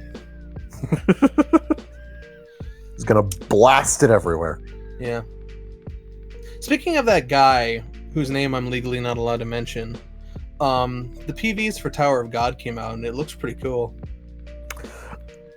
Oh yeah, that guy. Yeah, it does look pretty cool. Yeah. Cool. I'm really looking forward to it because I've been hearing about how great Tower of God is for like the past decade. So, you know, now is the time for me to know these things. At long last, Yes. we can understand. And in fairness, I feel like as much shit as we give them, we have to be fair that this and all these other Korean adaptations of manhwa, this is very much a Crunchyroll initiative. Yeah. So credit where credit is due there. You know. I will give them credit on that one. Yeah. I'm looking forward to the Korean invasion. I'm just saying. You know. Stan BTS. Oh God, no. Stan Luna. I really love going on tweets where you think there is no possible way this has been invaded by K-pop stans, and then it absolutely has been. Those like fucking K-pop gifs. Or I went into that one tweet where it's like, we discovered a new mini moon next to the regular moon, and I was expecting a bunch of Chibiusa images, but no, I just saw a bunch of fucking K-pop stans talking about this one guy I don't give a shit about. Who is this? What does he have to do with this? What are you talking about? Yep. I remember. Do you remember this? There was a thread about bread, and it got invaded so hard by K-pop stans that they had to make a different thread that says, "Fuck it, this one is actually about bread." Oh, hey, we're talking about bread. Hope you don't mind I talk about K-pop in this thread. I just really love how people have now started to create decoy threads to lure away the K-pop stars so that they can then make real threads for actual people. That must be a Reddit thing. Oh, so perfect. I mean, K-pop stans aren't really on Reddit, but you know, yeah. It is what it is. Yeah, I was having an interaction with K-Gods earlier where he said, "Can we send them to the mini moon instead?" And I'm like, "Well, we already promised it to the furries, so they'll have to fight over it." But then we have to talk about the baby ducks, though. Yeah, bunch of baby ducks, send them to the moon. Hey, got any grapes? Maybe. Does nobody get that? Okay. Oh yeah, was that also from regular show? No, that was from the internet. That was from early YouTube. You know the thing where the duck waddles up and is like, "Hey," to the lemonade stand is like, "Hey, got any grapes?" How come I'm not remembering that? Yeah, I know you're old. How do you not know these things? Yeah, I'm like the boomer of this chat, apparently. Exactly. Well, that's how it goes. I've discovered.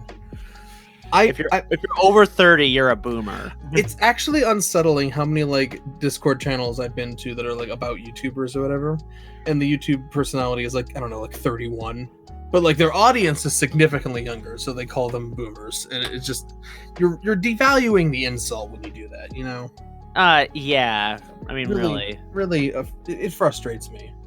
I don't mean to sound like a boomer, but the young people are frustrating me. Okay, boomer. No, I've become what I swore to destroy. That's my tragic character arc. Sorry, I am your character arc.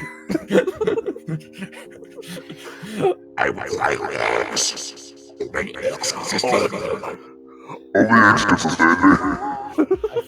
That is still the funniest fucking thing any human has ever made. And I will accept no arguments to the contrary. That reminds me of the episode where Barney died and Homer wasn't sad.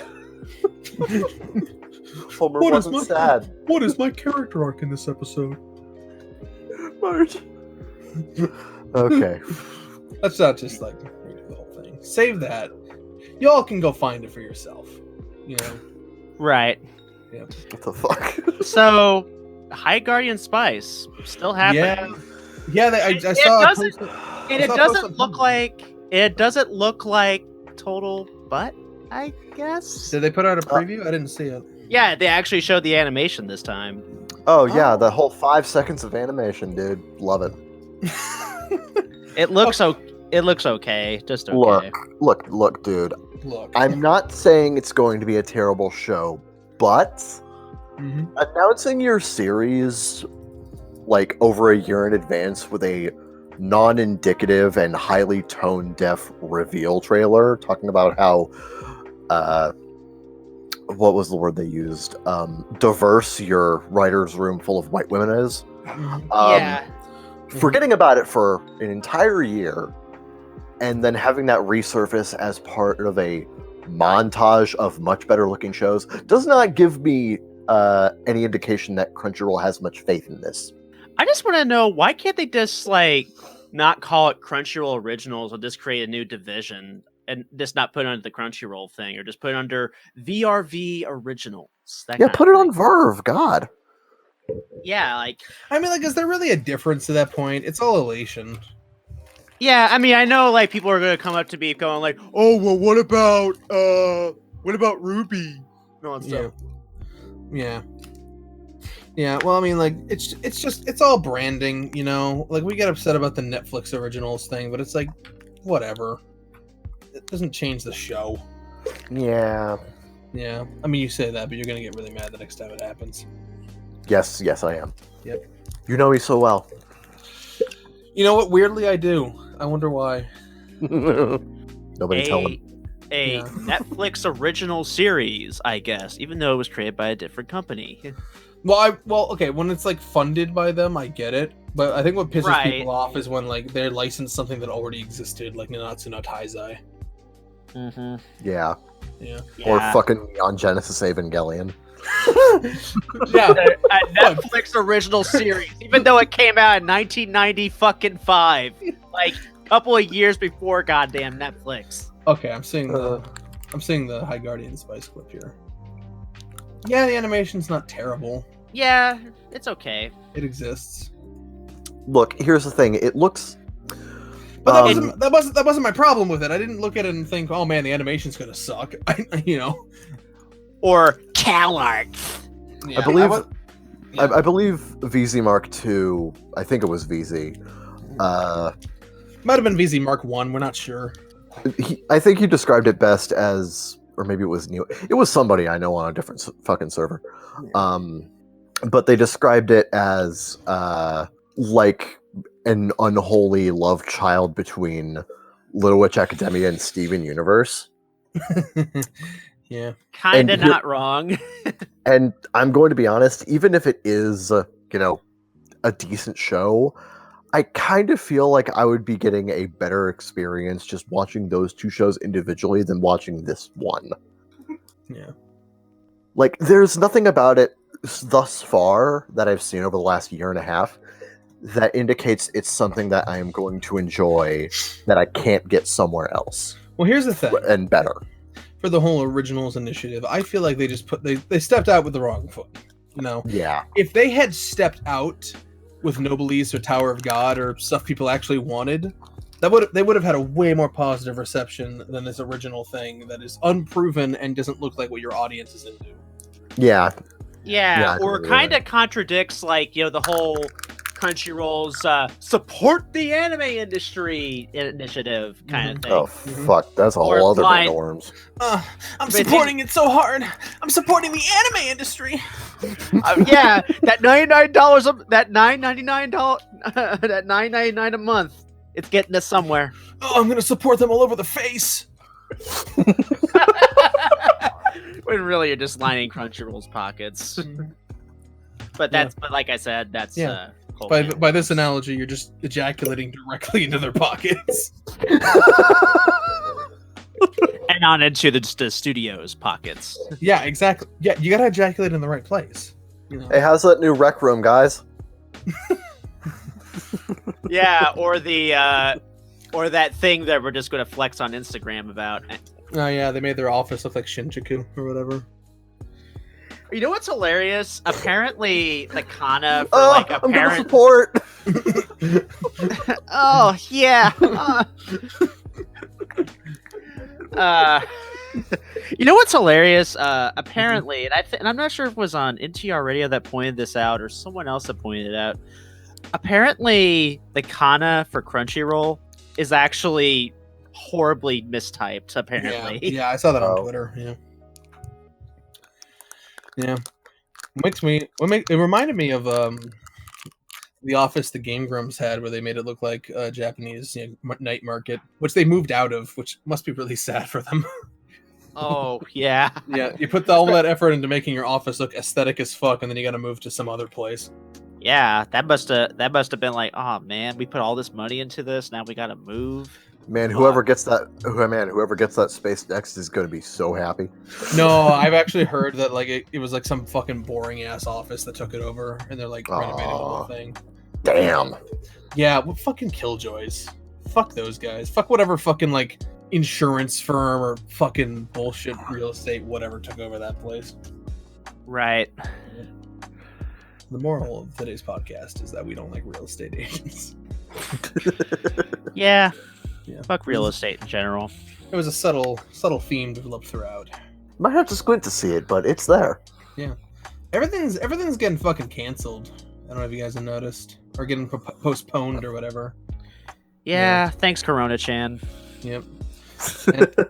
Anime Japan, I think we mentioned earlier, has been canceled. GDC got postponed until later in the summer. Shit sucks. Especially in GDC's case, because that's gonna like delay announcements and shit. I feel like the Anime Japan thing, like they're gonna announce their shit anyway on Twitter or whatever. Oh, hold on. You mentioned the coronavirus and how that's causing a lot of stuff to be postponed, and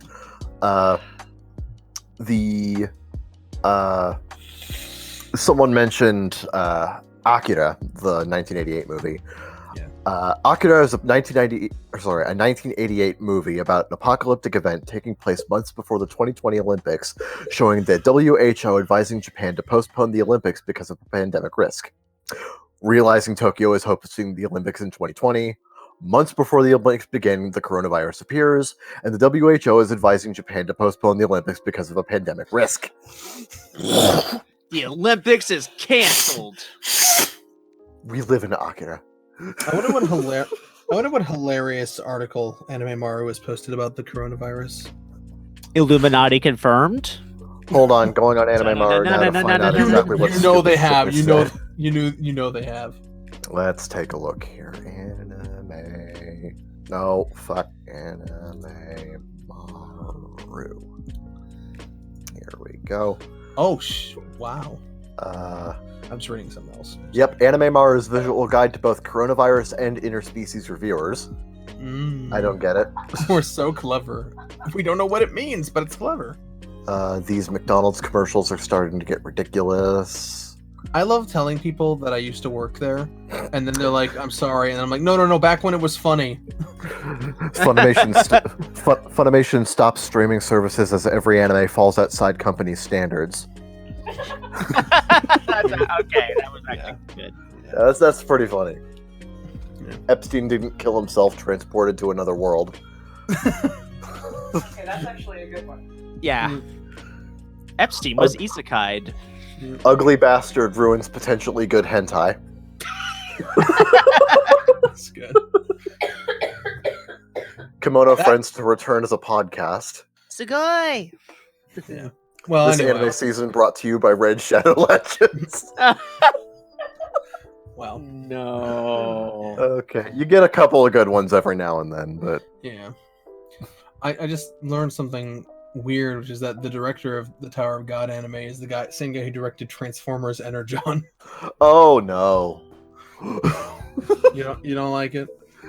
Energon is bad. I mean, to be fair, that was a very long time ago. Yeah, that was like a decade ago. He may have improved in 15 years' time. Could be. I'm not holding out too much hope, but Yeah, he's storyboarded a lot of fucking shows I like. He's also done a shitload of Lupin stuff, but that would be something you would know more than me. Such as Versus Detective Conan, okay. Alcatraz Connection, Crisis in Tokyo, Dead or Alive, Missed by a Dollar, Operation. Oh, Dead or Alive's fucking good. They made like 6 of those, so it's got to be. Operation Return the Treasure, Part 4, The Columbus Files. The Oh, like just part 4 in general. Nice. Well, no, he was a storyboarder on episode 22. Okay. But most of these are like either unit director, key animation, or mechanical design. Okay. Yeah. Anyway, moving on. Yeah, nobody cares about this shit. Nobody cares about any of this fucking bullshit. You know what's gonna be interesting? You know what's interesting though is that I wonder if Crunchyroll is gonna offer because you know Tower God's gonna have like a Korean track, you know. Yeah. What if they're gonna offer that? I've heard Korean voice acting sucks, so I'm fully expecting most people to stick with the Japanese version. Oh, more than likely. Yeah.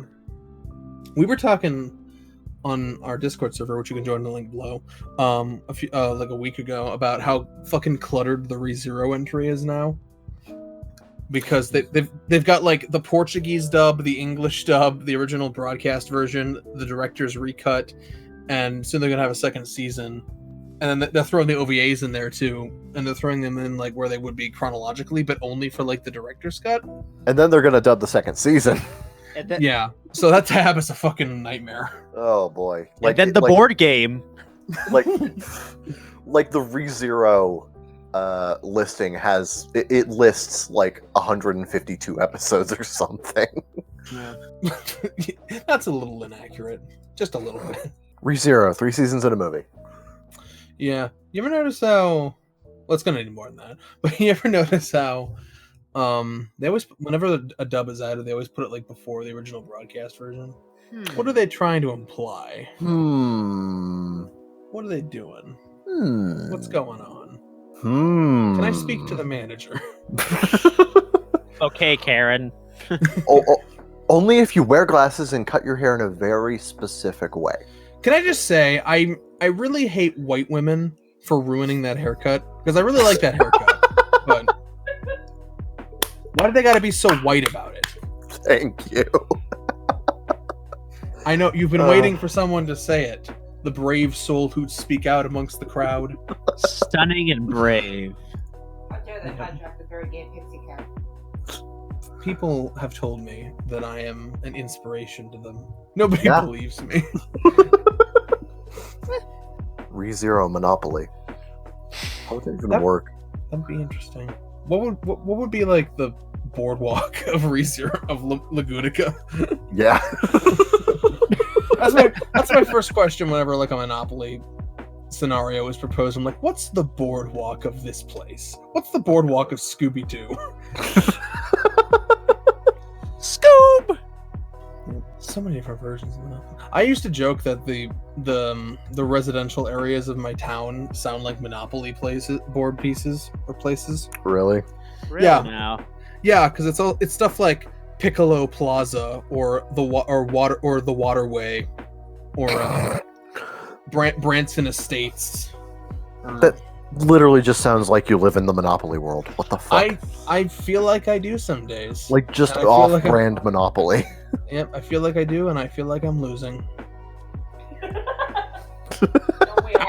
Actually, my social studies teacher, I started in my high school a week late because I was at summer camp and I didn't want to start right away. Yeah. So I came a week late, and he was playing Monopoly with everyone, so I joined the game late. And the motherfucker was so fucking clever. He used me as an analogy of how hard it is for immigrants to make a living of their own businesses in the country. Oh my god! What the fuck? Yeah, and I'm like, that's kind of genius. I'm like, you smart ass motherfucker. Go fuck yourself. But yeah, that was interesting. I bring that up surprisingly often because it's stuck with me. He used me for educational purposes.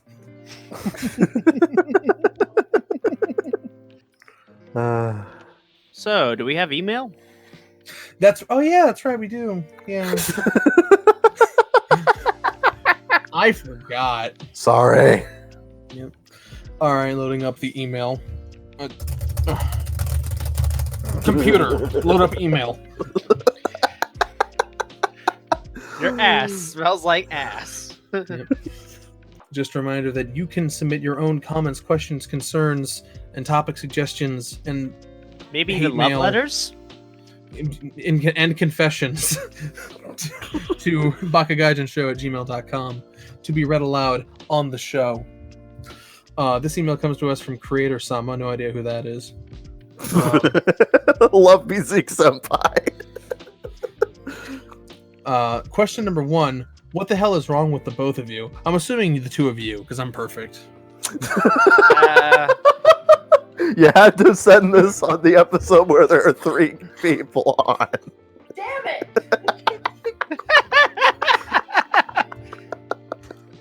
So what the hell is wrong with the both of you?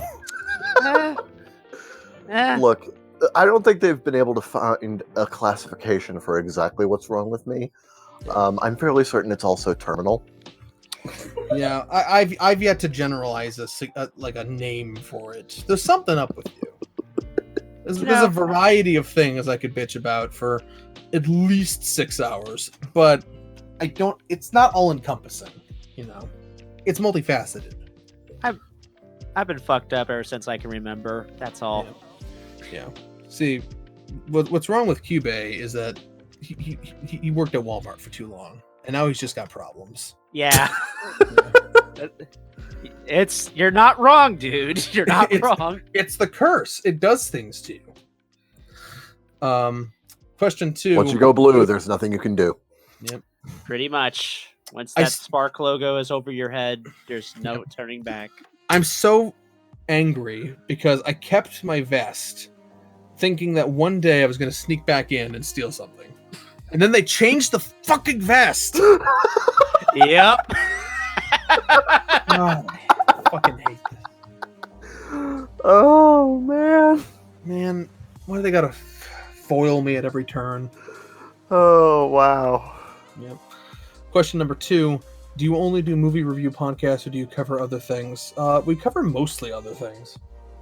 Yeah, like, I don't think we've had, like, this is, like, the first, like, movie-based podcast we've had in a few episodes. I mean, two episodes ago was the Eddie trilogy, so... Right. But, like, before that was... And that was a good... that was a good podcast, by the way. I never really thought of reviewing something like that, like, in a certain way. Yeah. Yeah, I'm very proud of that episode. Yeah. No, we'll talk about movies sometimes. We mostly talk about anime. That I forced Kevin to watch. Bullshit. Y'all talk about cartoons all the damn time. That's true. We mostly talk about Transformers. Yeah, I would say. I mean, like, we make a lot of asides to cartoons. We haven't done like a cartoon-focused episode in a while. One of these days. It's just when we find something that we've both seen recently and want to talk about, you know. Right. I have a list of like anime that I want to discuss, but we also like to throw in other types of episodes just so, because for the most part it's Kevin watching things that I've already seen. Because he's an uncultured swine and I am a god among men. I don't know about that one, Chief. So it's mostly stuff that I've seen that he hasn't. So to ease his burden a little, we like to throw in episodes like the last episode, which we were just talking about shit I found on Reddit for the most part, and news and shit like that. It's a wide variety of things. Sama says, both of you review Maid Sama, please. Okay, I'm going to review Maid Sama. It good. Okay, that's it. I don't know what we're talking about, but I'm going to say that I hate it because Kevin likes it. Oh, Zeke. Always the contrarian. Yeah, me and Kevin never agree about anything on the show, do we? That is correct, friend Zeke. Yeah. I can't state how little our opinions converge. That's the stupidest thing I've ever said. This is episode 46 of us agreeing on everything. What a time paradox. Yep. Yeah, I'm actually looking real quick because I do have a list. Hello, welcome to the Kevin Agrees with Everything Zeke Freak Says podcast. Yeah, some of the stuff I offhandedly mentioned to Kevin and he agreed, but he might not agree now because I might have asked him at like 4 a.m. and he's like, yeah, sure, fuck it, we'll do it. Okay. Yeah, but stuff I have on the list is I put Prison School on the list. Haven't seen that one actually. I recommend it. I think it's fucking hilarious. I will watch it. With or without the dub? Without. Yeah, without. Another thing I added was Assassination Classroom. That one's pretty good. Yeah. Yes. Sorry. Oh, okay. This one I'm actually really interested in doing because I haven't seen it since it aired, which is Parasite the Maxim. Yeah, I'd be interested in revisiting that. Yeah. Okay. Yeah. I put We Cross the first 2 seasons. I think that was mostly just because I wanted to watch it again. Yeah. Michiko Tahachin, Charlotte Hamatora, and then I put K, comma, I added this as a joke. Okay, I add this as a joke. Okay. No, I mean the show K. Okay. You know, that show I famously tried to watch like 5 times and never finished. Okay. Anyway, that's just some stuff. I got it. Fucking smart aleck motherfucker. It's in my code. Yeah. And then question 3, how many vegans must I sacrifice to get a spot on the show? Well, first of all, if you can kill as many vegans as you possibly can, we would appreciate it. But second, The whole entire lot. yeah, well, I mean, like, we're not going to set the bar that. Look, vegan killing isn't like a strict requirement. It's one of those, you know, preferred things. You know, when they're like experience in X, Excel spreadsheet experience preferred. You know, getting on the Baka Gaijin show, it's like vegan killing experience preferred. You know, that's kind of how it is. But no. If we have a topic that you want to chime in on, or you feel you'd be good for, yeah, we'll have you on anytime. Yeah, it would be surprisingly easy, since you're almost in every episode anyway. So He's not wrong. Yeah, just to recap, you know, anytime there's a topic you're interested in, and please kill vegans at your discretion. That was all the questions. Wow. Well, okay then. Yeah, thanks for the email. Yeah. Yeah. Just laughing to myself. No, I was checking the podcast feed, and then I was like, maybe it says something. It's like it was nothing important. But now they're typing, so it's gonna be a big one. It's gonna be something important. We're just waiting. Yep. By the way, that douchebag at my library finally returned Tokyo Ghoul Volume 2, so I'm back to reading that. Yay! Yeah, I already read this one. I'm also reading Magi, because we're never getting a 3rd season, so I might as well finish that. F.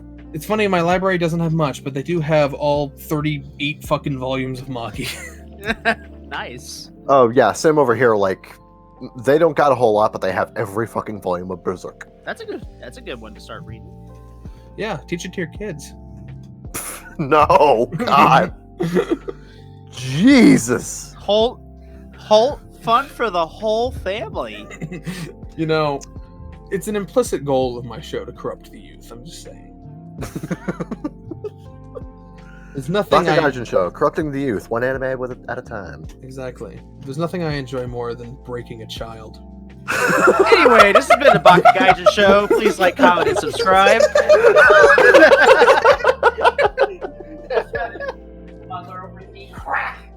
This show is the reason none of us can run for office.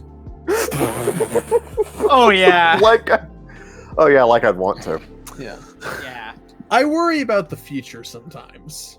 Because Although, I gotta say, I wouldn't Okay. mind becoming the American Taro Aso. So, yeah. by the way, he was basically a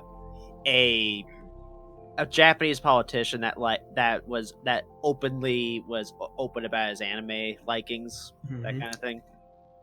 Yeah. Isn't Shinzo Abe pretty vocal about the manga he likes? I don't know, actually. I remember that. I remember him saying, I'm going to be real with you, Prime Minister of Japan, Shinzo Abe. This is not going to solve the declining birth rate. No, I remember him being very open about some of the manga he likes, like Golgo 13 and other boomer shit. Yeah. You know, shit. At the very least, Golgo 13 is pretty badass. Yeah. Read anime and fuck, please, says Shinzo Abe. Read anime and fuck now.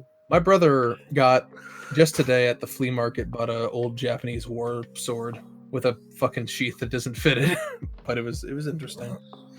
And we were going through pictures of the emperor and the past emperor and the one before him, and I was like, these people don't look like emperors. And he's like, what the fuck do you think the emperor looks like? And I'm like, I just imagine like a long beard and mustache and swept back hair and like regal robes with the big palindrome shoulder piece things with the spikes.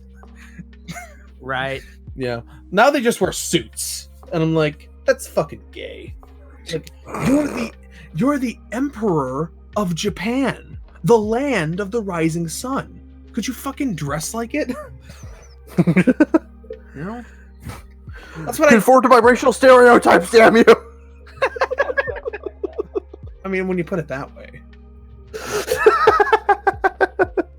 Oh, Zeke, with your gamer takes.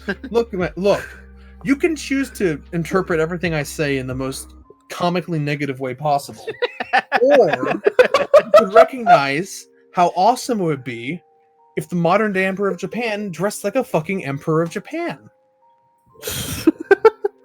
This is why nobody's interested in politics. Because, like, it's boring. It's boring. I mean, you're not wrong. Yeah, people used to be excited because, like, you know, shit looked cool, you know? When the fucking emperor was riding on a palindrome, you know, the fucking paladine. You know that thing where it takes, like, I don't know. You know that thing where they're hoisting him up? Oh, on, like, no. You know what I'm talking about. That thing with the seat and there's like 4 dudes lifting him up. That thing. Yeah, that fucking thing. Yeah, when he's riding in on that thing and wearing the robes and like having his face shrouded by some fucking mask or whatever. That shit got people interested in politics. Now they just wear suits. Suits are boring. You don't need to be the emperor of Japan to wear a suit. But you do need to be Emperor of Japan to ride in a Palin-Whatsits and fucking wear the regal robes and shit like that. If you wore purple back in the day, you were a baller. Purple was a royal color. It was hard to make. It required like expensive foreign dyes and shit like that. That's like purple and like red, but mostly purple was like so coveted by like royalty and like the nobility. You know, there was a status. I mean, there's still things like that. You know, you can buy fancy Gucci clothing and shit, but like, you know, it just doesn't have. But they're not wearing it. Like, okay, Zeke has lost his marbles. Let's. Okay, counterpoint. If the Emperor of Japan wants to show up in like a wacky Gucci fashion tux, that'd be cool too. I mean, like a new age emperor. He just like he just shows up to the fucking meetings wearing like leopard print pants or something. I'd be all into that. Oh god, you know, I'd be into that. I'm sorry. I have such high fashion expectation for world leadership. I just don't want the aliens to show up and think that we're boring. Okay. Okay. You know what? They're fair. Yeah. Fair enough. Yeah. Yes. I lie awake. I lie awake at night thinking about this. When the aliens come, they're gonna see our world leaders and think this planet fucking sucks. And it's not because of the massive wealth discrepancy or the prejudice or the wars and conflicts. It's not because of any of that shit. It's because our world leaders have the worst fucking fashion sense. Because I guarantee you, the alien leaders, they're decked out in their fucking fashion. They got weird space robes and shit. The tunics, all their tentacles and shit. Yeah, they've got like 8 different sleeves. Does Shinzo Abe have 8 different sleeves? I didn't think so. This is such a weird point to make. It bothered. This is the most weirdest tangent, but I'm loving it. I'm just saying it bothers me. You know. Okay. So that was the conversation I had with my brother earlier when he bought that sword from the flea market. Okay. For some reason, when I try to high five him, he just ignores me. How dare he? Yeah, I get upset about these things. Gee, I wonder why. Yeah. Well, because he's a fucking killjoy. That's why. You don't just leave a man hanging like that. I know, right? It's you like don't just leave a brother hanging like that. Come on, man. Yeah, I channel the energies of Willy Wonka when I'm like, slap me some skin, soul brother, and then nobody does. And nobody does. Willy Wonka. That's Look, everybody wants to touch Willy Wonka. Okay, that's just a fact. We don't talk about that part of the fandom. Which Willy Wonka, though? I mean, like, You yes. heard me? The Johnny Depp one or the Gene Wilder one? Look. Here's what I'm thinking. I'm thinking if Tumblr existed in 2005,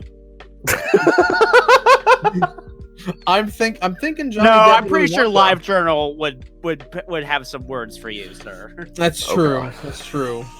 I don't know. Was LiveJournal all up on Depp Wonka back in the day? Did they treat him like the Onceler? Oh god. I think so. Yeah, they did. Okay, I wasn't aware. Never really got into LiveJournal. It was more of a fanfiction.net kind of guy. I keep hearing a voice that's not a guest, and it's confusing me and our listeners. And Shinzo Abe. My mouth is dry. Okay. Well, Yep. Well, I think we're good. Yep. yeah, I think that's the show, everybody. That feels like a show. You know, I look back at my life and I think to myself, that was definitely a podcast episode. If It nothing was else. certainly a podcast. Yep. Yep. Can we get a 3-star review on iTunes? It was a podcast. Somebody subscribe to us, please. More of a 2.5. Can you give half stars on iTunes? I don't even know. I don't know. Who uses Apple these days? Android Hipsters. Master Race. Yeah. Hipsters. Yeah. It's true. Anyway, this has been the Baka Gaijin show. All of our details are going to be on the end slates and whatnot, so we don't have to say them here. But do in fact check out Kiba the Third's channel for when Otaku Midnight comes back. Yeah. It's gonna be a triumphant return. It's going to be and or already was a triumphant return. Yeah. It may have already landed on its face. Who knows? Yep. It may have caused the extinction of the human race. We'll never know. I mean, we will know eventually. Pretty soon, actually. Yeah. Yeah. So, and have fun sleeping tonight. knowing that you either will be soon or may already be dead. Well, that's reassuring. Yeah. We can't. It's the existential crisis podcast. Anyway, thank you for tuning into the Baka Gaijin show. Tune in next time. Like and subscribe, all that bullshit. And we'll see you next time. Zeke Freak out. Ciao, ciao for now.